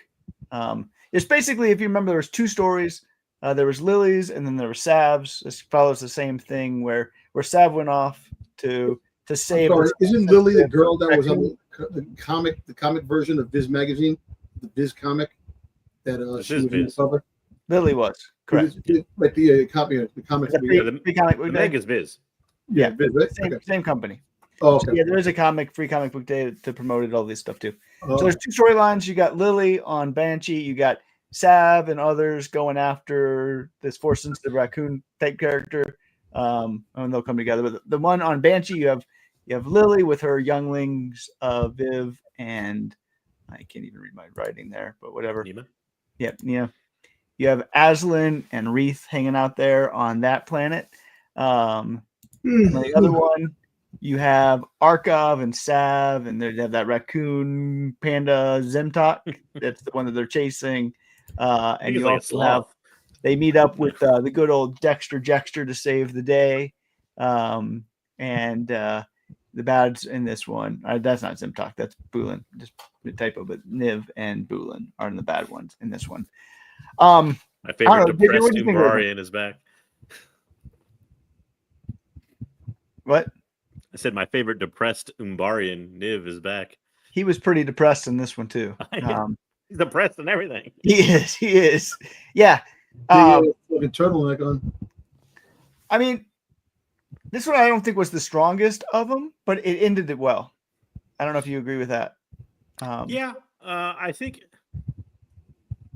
Well, for one thing, they leave such space in between these things that it's hard to, especially when you're absorbing a lot of other Star Wars content. It's hard to remember. Like, for the love of me, could not remember like Lily's kind of. I knew that she was obviously kind of taking care of the younglings or whatever but I couldn't remember like what the confrontation was that she has for the most part. But like, I think everybody mostly got a pretty satisfying resolution though for what you could, because this is the last one. I mean, at least we believe it to be the last one. So I don't know. And like Sav and Arkoff, like kind of like trying to break through the storm wall and like I think all that comes to about a satisfying conclusion as you could make it come to. To me, where this stood out more though, is I almost liked it when there wasn't any dialogue. Like, I'm probably not going to pronounce the name right. It's Sakara Aribada or something like that is the artist. Fantastic artwork in this thing, in my opinion. Like this, the things where she basically, there were several times in this where she got basically a full page spread, like 2 pages next to each other, of being able to do basically just action with almost no dialogue, and it looked incredible. But yeah, I don't know. There were some like this takes place like before Tempest Breaker and all that. I think in like the High Republic kind of thing. Right? The timeline was weird. Like this should have come out like 4 months ago because we already like if you're following in the timeline, you're in High Republic. Like Bulin's already been captured, right? Yeah. See, that's what that was the strangest thing to me. Like so, Bulin like gets away in this book, but like you said, like 3 months ago or whatever, we learned that Bulin is basically captured. Like, so I don't know. It probably wasn't the best time to release, but we're kind of used to that with High Republic stuff at this point, anyways. So just kind of put up with it. But it was great. Like Sav has turned into one of my top 3 favorite characters in the High Republic. Like I like Sav after Phase 1, but like they haven't ruined Sav's character in Phase 3. Like they ruined a lot of other characters in Phase 3, and like Sav with like I don't know. 5 dozen thermal detonators, like just like I do what I do best. I'm gonna like blow everything up, like totally Sav. And like Sav going back to Dexter, and like they connected that with Phase 2 in a way that wasn't like a strong connection, but at least was a connection. And you know you can just totally see her as the pirate Sav instead of the Jedi Sav, and I love that. You know I could do without Zemtok and Arkhov or whatever, but Sav really. Yeah, Arkov's. Or even Arkov's like was kind of boring, boring in general. And like I will say this much: they gave Lily something to do finally, even though it was somewhat anticlimactic in a way, but it was finally something.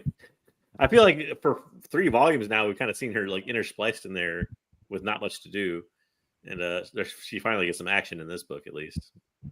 Yeah, it was good. The timing was poor from how they should have done it, but the only one thing I don't like, I really didn't like the artwork for Wreath. Like, took me forever to actually remember that is Wreath on the planet. I'm like, who is this dude walking around with Aslan? I'm like, oh, that's Wreath. But Aslan was cool. Like, we've got the best Aslan development in these mangas, and Aslan's one of the coolest characters.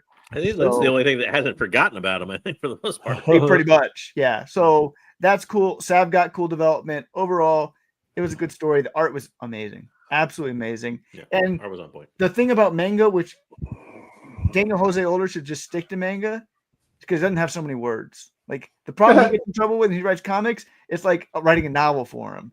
Yeah. But when he writes manga, it's like the art dictates the comic and the action in a way that's really good. So, like I said, there was like 3 or 4 pages in a row where it was basically just them and that spoke better than any kind of expositional dialogue or whatever you could insert in there. I almost think that was the last with the premonition one that came out like a month or 2 ago. I think that was part of the problem with that, is there was pretty dialogue heavy and all that, and which worked out okay, but for the most part, I think when you let at least with this, when you have a good artist in that medium do the talking, so to speak. So it was good. It was solid. I actually think this has been one of the best parts of the High Republic all throughout.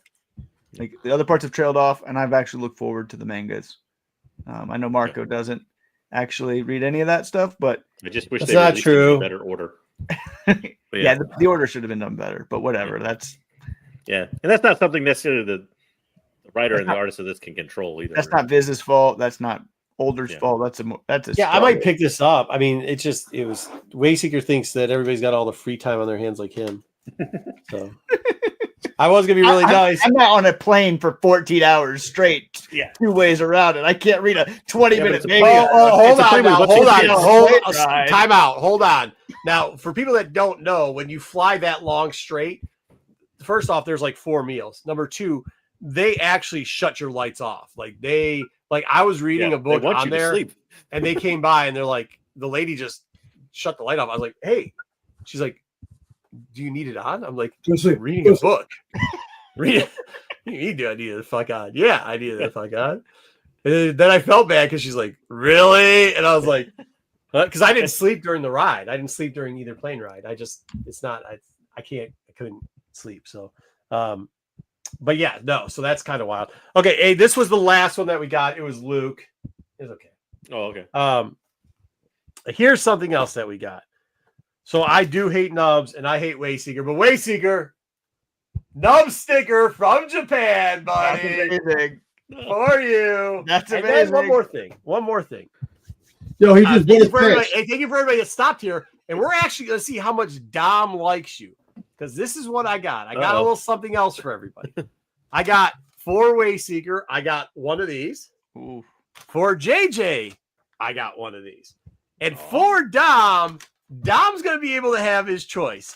He can either get one of these, or I could give it to the fans, or I did pick him up this because he said it was the coolest thing ever. So you get to choose. You can either give the fans one of these, and you can keep this, or you can keep this and the fans get nothing, and I just get to like damn.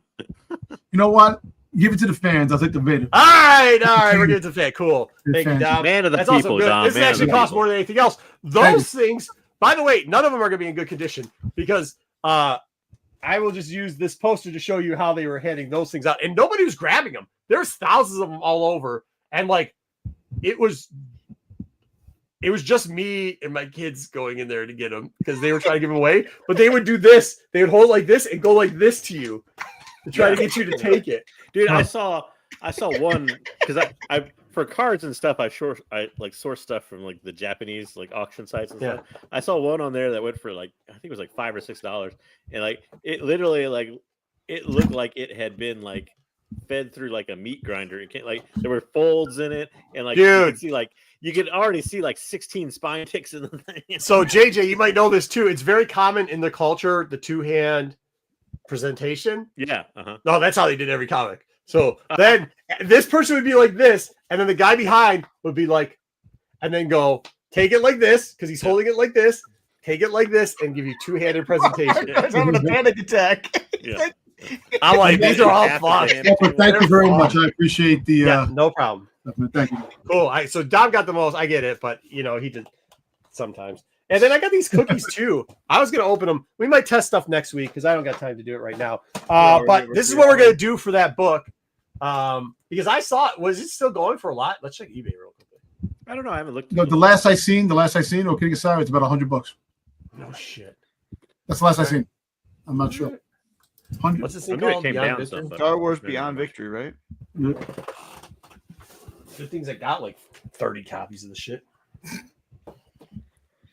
Yeah, I knew there was probably going to be like a bajillion Yeah. at the market. Yeah, dude, I will tell you this much. There were so many there. And like, I think people thought you had to wait in line. Oh, yeah. You just walk up to the booth, don't you? The last Yeah, you could go into the recreational area. There was definitely a dude sitting there the whole time. $200? Yeah. Get the fuck out of here. It's coming down. Yeah, it was like right now. There's 280 or whatever. There's one that's offered. There's one. Somebody's looking for Wait. 184. That one's OBO. That one hasn't got taken. There's 53, one. two bids, 4 days left. So I think it's about it'll be about. 182. I think it's going to be, like I said, I think it's going to be a $25 comic in a couple of weeks. But Yeah, maybe. I mean, guys, I'll tell you, there's thousands of these things. There literally is so many of those things. And you could pretty much. I mean, there was anybody Take as many as you want. You could take as many as you want. I mean, you could. They were kind of given to you, but like there was people sitting in there, and we look all the same. I mean, because I got 8, we definitely look all like they don't. We look all the same. So there you go on that. Also, their sole job is to hand them out to people. They probably don't even care. Yeah, they don't care that much. It's like, can I have 10 Oh, copies? so the meta group was all there the whole time, like so because they brought in their own people, and then they had the locals hand the stuff out, but the meta group was all just sitting there doing nothing because there wasn't anything to do because they had like 2 things. They actually had like a queue for content creators. I should have gone and done it, but I didn't because I didn't care. Like a demo or you something. got your family there. Yeah, I got my family there, and at that point I had already gotten 8 books, so I'm like, I don't know, but yeah, I mean, like to me, it would be the worst is to like go there like to a sweaty ass con, and the thing you're gonna do is put right on your fucking face. yeah, I know. Like, Yeah, I'm the really big book, disinfected on the everything. big but wet still. spot. Oh no, so what they would do is this section where it was like the relax area, they would have you set up all your stuff and do like interviews and back and forth, and then they have private ones that they actually wipe down for you to do, which would have been a different thing. I got to tell you, this is the one thing I love about Japan, and they need to do it here. Their cleanliness is second to none. Yes. Oh, yeah. It just is. Good luck. Their bathroom system. I actually had to use the public bathrooms. I wouldn't use the bidet. I wouldn't use the bidet features. Publicly, I do use them in the room, and didn't know how to work because like I didn't know like the toilets flush automatically a lot of times. Yeah. And when you sit on them, they give out. I didn't realize this. They give out an odor thing. So like you sit down, there's just like this noise. It shoots odor. Plays It's so music nice. and like They have a sound thing. Yeah, it's so cool. So like it didn't matter like where you had to go. Almost all of them were in really good shape. Here's the other thing. We need to have this happen. They need to start having people's parents, like older people, instead of having them greet people at Home Depot, have them start cleaning toilets. Because I guarantee you, when you see grandma and grandpa come out there, you're not going to be an asshole and fuck up toilets. You're not going to be pissing on the floor. You got You're Chuck, not going to be. you got the Shit. Bucky's in the States over here that actually have I the clean think you're- bathrooms. Giving too much credit to the BKs of this world. Dude, I don't know, man. I don't know. The respect that the people cleaning it were getting and people there, I think there'd be a little bit more respect given to. I mean, maybe Marco wants old people to clean toilets. They know right there. Senior citizens. No, I think if you get caught, I think if you get caught destroying a bathroom, because you know that, dude. What's worse than when you go to take a piss and you're walking in like, Get in there, like- old man. Clean that bathroom. no, But what's worse when you're going to take a piss and you're walking in 2 feet of Mom, fucking I piss? got a job for you. Thanks, God. Hey, you know the sign that says your mom doesn't work here? nursing home, you Make your just fucking clean mom several work here. bathrooms. Make their fucking Either mom... I'm going to put you in a home or you clean the toilets. There you go. No. If you make these fucking clowns, these degenerate fucks that don't know how to piss in a fucking toilet, if you have them doing that, their mom would be working there. Sure as shit. They're not going to be pissing all over the place. I don't know though. Like old people are Walmart greeters all the time. But they trash the shit out of Walmarts. So I know if that would work they really over here. I don't know, man. I don't know the solution, but I was like, damn, there's all these old people working here, and all I was thinking was like, I think they're just I more bet respectful. I bet you these heathens, if they fucking had their parents fucking working there, they maybe they wouldn't be pissing what on if the your floor. parents like It'd be like a cereal mandatory mom? thing. Your parents, Dude, have to literally, clean if If toilets. your Literally parent came is Cyril's mom, you're going to be doing it just to spite her, though. Literally came back the next fucking literally day I came back.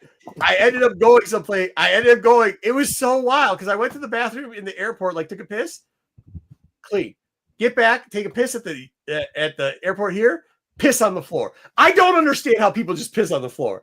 That's what I don't understand. And the wild people go to the bathroom like washing their hands. I've seen this so many times. The guys in my job, Oh, they don't wash their fucking hands. Wash your goddamn hands. They just leave. Oh, well, because they break the fucking sinks here. That's the other thing. Yeah, they'd have an out of order sink, but here, if there's an out of order sink, the shit's overflowing. Somebody's still trying to use it. There's paper towel and toilet paper in it. There?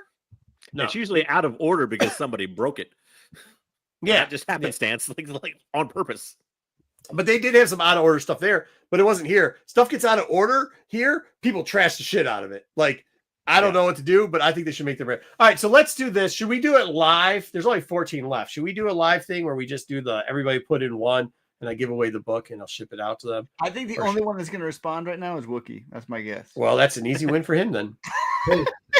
Well, Ruben's gonna miss out, man. Where's Ruben? He wasn't in That's the right. Well, he had to work. I think it's fair. They stick around for 3 hours. Yeah. Wait. Wookiee Fanatic's been here for 20 hours. So, I know. all right. Hey, put a 1 in the chat. I'll do the random stop thing, Except and for our Andor review. you'll get a $180 book if you get it right whenever I decide to ship it out. Nobody's putting it there. Nobody's gonna get it. And now we're gonna. Chef's here. Let's go. Wookiee. Wookiee. Put your one in. Wookiee. Yeah, it's got. There you go. Hey, Sticks, you're not allowed. You're not part of I'm this. just gonna send you a book. I'm gonna send Sticks a book for helping out. So Sticks, you don't count. Yeah. All right, we're Anybody gonna give him else? 2 more minutes. Hey, hold on. I might be able to. Let's see if I can do this real quickly. That way we'll give him a couple seconds to do this. Let me ask you this, Marco. Did you see any not in Celebration, but out and about? Did you see any other Star Wars products? Like if you went into a shop or anything like that? So there's these malls called Avons there. They're huge and they're cool. I would show you stuff, but my kids are in all the stuff there. But they actually had each floor, they had 2 different stations where they had Star Wars stuff. And that's actually where I got these chips in the bag. And I got this type of stuff too. And by the way, when people saw it, they just mowed it completely out. It was crazy. It was crazy. Just ridiculous. But it was really cool. coming in too. You got one more. Huh? Yep. You got Nelvis coming in. You got one more. Oh, that was cool. Cool. Yeah, cool. But yeah, I mean, it was pretty. I mean, I don't know. I like that area. We went to Universal too. You know what's crazy? We went to I was gonna show this later. You didn't go to I was Disney? in Nintendo You go to World. Disney, right? I didn't go to Disney. No. Because we went to the thing because of Mario Park in Universal. Oh, okay. And Hello Kitty. Where's the one? Okay, I'm going to show you the queue things real quickly. Let me see if this plays.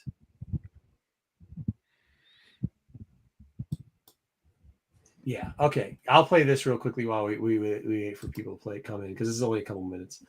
This is kind of like the queuing outside. This is the first queuing on day one that you had to get into, and it was just trash. It was just this is what I'm saying. You kind of kept walking all the time, but to walk to no place. So they put you. Look at this.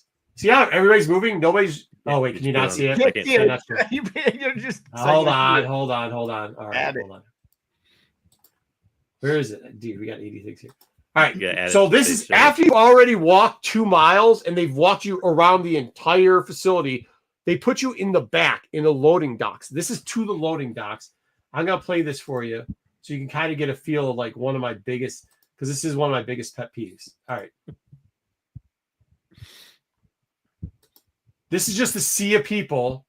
And there's no reason. Hey, Indiana Jones. Yeah. Because they had big doors. So there was no reason for us to even have to do this. But like, look at all the space too. Wow. So they would just have us queue walk. So we're walking around the same area. And you figure like, okay, well, maybe they have those food things open. They don't. We've already been walking Like a death now. march. We've already Keep been going. walking for going. 45 minutes. Jeez. We have our passes. We've already been walking for That's so hard with 45 minutes at families. this point. That's It is so hard with 9. kids. It's 9:30. Well, it's 9:20 at this point. Could you imagine doing that? Some of that cosplay too, like. Oh, dude, there's a guy in here that was awesome. He was taking pictures with the kids and all. He was doing all the stuff. Eventually, after 25 minutes, it was also very humid in Japan. That's what I mean. Yeah. They had to get him water and he had to take a break. I mean, it got to a point where it was like concerning. We might be able to see him. That's a good yeah, question. dude. How many pairs of shoes did you take? 4. Well, she Four was two recovery burning up slides. that girl right there. Yeah, that's what I'm saying. Like a lot of You these might are see hot the as guy fuck. in the stormtrooper costume. The guy in the stormtrooper costume that's by us here was cool, but he had to take a break. He was really, you might not. He was really cool. We might catch him on the back one. But yeah, like, so you could, so all those people that are out there with the food, they didn't know this, but as soon as you went to go get food, you had to go back and walk all the way back and start Are the you line over again. kidding? No. Yeah. Wow. So see where that dome is? Word. That wasn't even, that's not even one of the entrances. People, holy shit. Yeah. So like, wait, see that tall building over there? The tall one? That's kind of Yeah. where that's where, if you're going to the store to buy the stuff, that's where the building was. And past that's where we started the walk.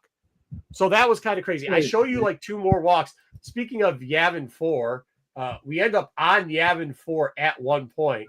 Let me see if I can get to it. So that was that one. Okay. Oh, this is awesome. This is sweet. Hold on. Are we not showing it? We can't show it, right? I gotta add it in again. Share screen. Let me get the media player. So as soon as you got through that whole queue that you guys just saw, you're like, cool, we're there, right? You thought you were there. Except for then they send you to this like hell. We were literally just walking in alleys. So they just funneled you into alleys. And then there was traffic. There's actually cars driving up and down this alley. Right? See? You checked in there. They funnel you into this back alley. There's cars. And I don't know if I show it later, but all of a sudden cars start driving up and down this road. I'm out. No, Oh, I ain't doing that. Dude, I can't deal with this shit. With Holy- kids? Nope. So it was just an hour to get to this portion. Wow. And then see, we'd stop because cars What's would the guy's come. head? Remember that guy's head? Hmm? That guy's head, he had like freaking cuts. Should have started a riot and be like, ah. No, so then it gets worse. Now this is supposed to be the fast stuff because we picked up our passes. Our passes. Okay, we already picked up our passes at night before. And by the way, that was just that was stupid too. They're like, pick up stuff and you'll be able to buy merch early. They had no merch to pick up. Okay, yeah, here we go. Give me 1 sec. Okay. Let me add this one real quickly. Sorry, we have to do it this way. I didn't preload the things. And I'll answer your question in a second, Wookie. I kind of see it while I'm going back and forth. Allow already that. asked it. What you already did? It was the Did you shoes How many one. shoes? Oh, shoes, yeah, for sure. Oh, here's the other thing. Shout out Bomba socks. I got the compression socks. The one day I wore, I usually wear compression pants. And some lady's like, look at this dude wearing, what'd she call it? I can't remember what she called it. Leggings. Look at this dude wearing spandex leggings or something. I was like, they're compression, like workout pants or whatever. And it's not why. The next couple days, because it was so hot, I wore, dude, there's a weird pictures with me with shorts, like a 90-year-old man, and just compression pants because the humidity was so bad. And this floor, I mean, we were walking on this bullshit the whole time. Like we weren't walking on great stuff. So here we go. So that's one of the tunnels we had to go through. And then you turn into here, you're like, where the fuck are they sending us? I mean, like the Off a grassy bridge. knolls over there. We're going off a bridge. So if you saw that long line where those To buildings the were, Sarlacc pit. the first building, that's where Shed 7 is. And see how this looks like a loading dock? We're back at which it was. This looks like every dystopian movie ever where they're like I know, shuttling right? people to the large city. Yeah. Like we're all about to go to like a concentration camp for like It's like- for It's like 1984 or something. It's just like marching. Tom Tober can't win it. Hey, So here we go. Yeah, the guy's giving the thumbs up. I'm like, what's this guy giving a thumbs up about? Oh, this guy's gonna sneak him in. That's cool. Nope. That guy had just been waiting 2 hours for his buddy to finally show up to give him his badge. By the way, there's one. So we couldn't go in there, which is one of the. I mean, it's still the same building. You could have just funneled people in there. We actually passed 6 different entrances before we came here. yeah, that's crazy, man. And they didn't let anybody in any of them. And then finally, you see everybody starting to pick up the pace. You're like, oh, okay. Probably you don't see like people like making a mad break from like, Yeah. no. No, I mean, everybody Watch was it. pretty courteous in line. I know. I'm just like They were pretty. I'm gonna I mean, make a but this is the dashboard, pace guys. we were going at. Like, you know, and then here it is. So Like you a prison pretty riot much scene went in in. Andor. We pretty much went in through the loading dock. That's where they sent you. Oh, and then somebody lost something just right there, right as we're about to get in. Like, dude, come on, don't lose stuff right there. That whole area, nothing there, open space. This was a shop that they put down there, but you couldn't ever go into it because it was always packed. That over there, I was trying to get back to the vintage. I do get to it later, but I don't know if I shot footage of it. You couldn't buy anything there. They just had, it was the Hasbro thing. They just had stuff. It was actually pretty cool. These displays were great.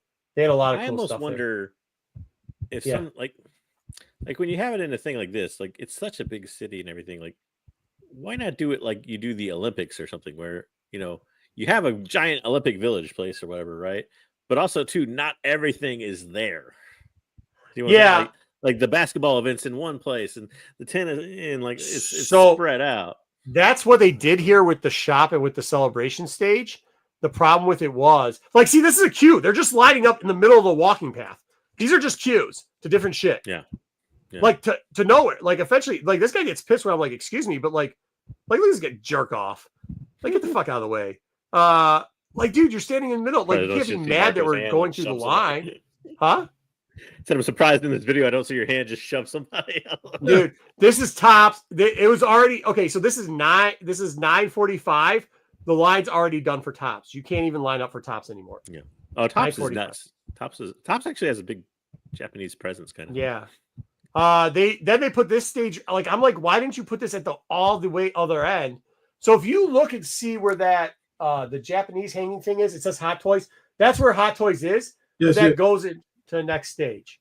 Could you see it or no? Let's run this. That's thing. right, yeah. Yeah, I'm Right gonna back run there. it. Hot Yeah, Toys. way back there. Okay, let's run this thing. We got 4 5 ones. total people, I think, not including Four of Dom. them? I know. Oh, I no, know. we got to start here. No, we're starting with Chef. Let's start no, off with Wookiee Fanatic. Wookiee Wookiee. Fanatics. All right, Wookiee Chef. No, you guys. I'm gonna get Wookiee's name off. You guys tell me when, and I will stop. Dom, you do it. You call it. Not good. Stop. Stop. Oh, well, this isn't one. But it's But- Wookiee. It counts, Wookiee. right? Yeah, it counts. Okay, it counts. All right. That was the next one, and Dom was right after that. Damn it, Dom. Dom All right, doesn't so count. Wookiee, just send me your stuff. I'll send it to you. We might do another one. We might do another giveaway later next week. We'll see how I feel. But sure, Wookiee, It you is got May the that. 4th. Congratulations on it. Huh? It is May the 4th. It is. got- I won't. Yeah, I'll be on suspension next week. okay, cool. We got Send me your address. Andor. We also got 6 episodes of Tales coming out next week. So We'll show you some more videos from inside too. Have Hey, we got fun, some Isn't more boys. videos. on May for the what? 4th, though? Yes, What? thank People Marco do that. Wookie, but also Morning. thank me. I could have took the book. I'm And I not couldn't- watching that in the morning and then cutting it in the evening. You can just talk about it. You don't have to cut it. Cool. Uh, But yeah, No, I'm glad you got it, man. Sorry. Listen, I'm telling you, I'll tell you this, man. The Oh tails. no! So I'm only like 6 foot tall, chef. but I Tails had are a- I going to had be is going to be a sleeper. There's going to be something cool in the tails. You know Cool. that. yeah, Tails is gonna be cool. You know, It'll be out next week. I'm sad to miss that one. Sad to be suspended. But Dude, I can't wait to show Dom the Hot Toys thing. It was crazy, dude. I actually took a picture inside too. There wasn't anybody really by it. I mean, it wasn't as busy Well, inside as you thought. It was. the Darth Maul concept. It's actually I'm on a wait list for Hot Toys now because they're going to. I have a feeling that shit's all gonna be coming. It's going to back jump out. on you. No, I have a feeling it's all gonna come back out Yeah, I'll get it. because Okay. there's no way they sold out all that stuff within 2 seconds, dude. It was wildly. But yeah, I mean, Wookie, I guess the thing is, like, because the experience was so tough. I mean, if it was back home, so if it was in one of my states, like if it was in Michigan, if it was in Illinois, if it was in a place where I have tons of connections on the East Coast, something like that, and I just go in the back way, I might show up for one day. But I know my kids love this, but they didn't love it as much as they did before, and it was because it was ran so poorly. So I don't know if I would go all in on it. Plus, like you said, like just for that, like if you bought your pass that day, you got to go through a different entrance. You got in before us. Yeah. So it didn't make any sense. It didn't make any sense. I did see, I mean, look, I'm only 6 feet tall, but I seemed like 8 feet tall when I was in Japan because you're taller than everybody there. Like That's why literally. Godzilla's so big. We actually went and saw a Godzilla statue. That was kind of fun too. I mean, we got to see a lot of cool stuff. We went and saw like there's this huge Gundam that was outside. Yeah, I was gonna say, that thing's awesome. Dude, The that thing life-size is awesome. It's huge. My son loved that. We went to obviously one of the Pokemon centers, which is what it was. you go to the Ghibli Museum? No, That's no, supposed did to be not. cool. Went to a bunch of temples. I went to the castle. Butcher it. What? Did I butcher that, JJ? Ghibli? No, you said Yeah. it right. Okay. Some people say Ghibli. I don't know. Yeah. I always pronounce it Ghibli. No, I went to Ahsoka Castle. I went to the Thousand Gates. I went to I mean, I put in work. We walked a crap ton. We got all the way up to the top of a mountain. I don't know if you saw those pics. That was pretty cool. Like in the Thousand Gates, you can get up to the top of the mountain. Like it's wild because you can see the clouds and shit. Like it sucks trying to breathe. That sucks, but like it's cool. And then like I mean, we ate. I'll share some pictures with you guys. I'm not gonna share it with everybody because the kids are there. Like one time we went to this place, we were just hungry, and the kids are like, "Well, we couldn't find some place because there's all these like little nooks where we were staying, and we're like, this place looks all right because they serve like Kobe beef and stuff, and but it was kind of like a hibachi place. I was like, it looks all right. Well, when we get there, it's like draped, like plastic, like just it's plastic draped down. You get in there, they're like, do you have a reservation? We're like, oh no, I'm sorry, we don't. They're like, all of a sudden this old man comes out mythical. He's like, it's and like calls us in. So then we sit down. There's like neon stuff. There's like a statue of, I think it's a hermaphrodite. It looked like a thing with breasts and also a penis. So Probably a deity or something. yeah, something like that. Just sit in the corner. And in a lot of the places like have like you just pay flat rate for drinking. This place did too, but we just paid for the draft and the one. And I had some sake. I had some really nice sake there. They actually brought a premium glass and poured in the wine. They like killed us over there. Dude, it was awesome. But then the kids ate. They ate it, but they ate the majority of the stuff. You getting sushi? It cost us like almost $200. Yeah, of course, sushi everywhere. This is what I'll say about the food. There's nothing over there that they do that you can't get done here. Like the quality is the same at our highest level, right? But their lowest level is way the fuck better than our lowest level. Yeah. Like their lowest, I mean, they got some wild shit. Like they got something where it's a hot dog bun and they just put shortening and sugar in it. Wild, bro.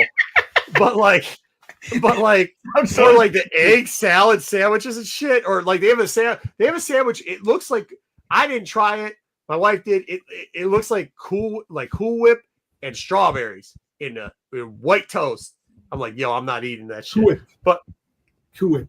But whatever it was, but their sushi, like you go to the local market and their sushi is priced the same as ours, but their pieces are bigger and there's more of it. They just give you more of it. But we went to one place one night that was small Italian, maybe even Sicilian based, where they did like these. And I was like, we got to try some American food there just to see if it's wild or stuff. It tasted like it was supposed to taste. It really did, Yeah. which is wild, like just wild.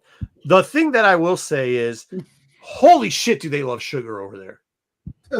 Oh yeah, well, candy and soda is a huge thing there. I get it, but like in the 90s, Luxury, so we were used to it in the 90s. Like it was there was a lot of fruit in the like fruit candy in the 90s. Like because my dad used to do 3 on 3 off. So he'd do 3 on. Did you go to a crepe place? You should have gone to a crepe place.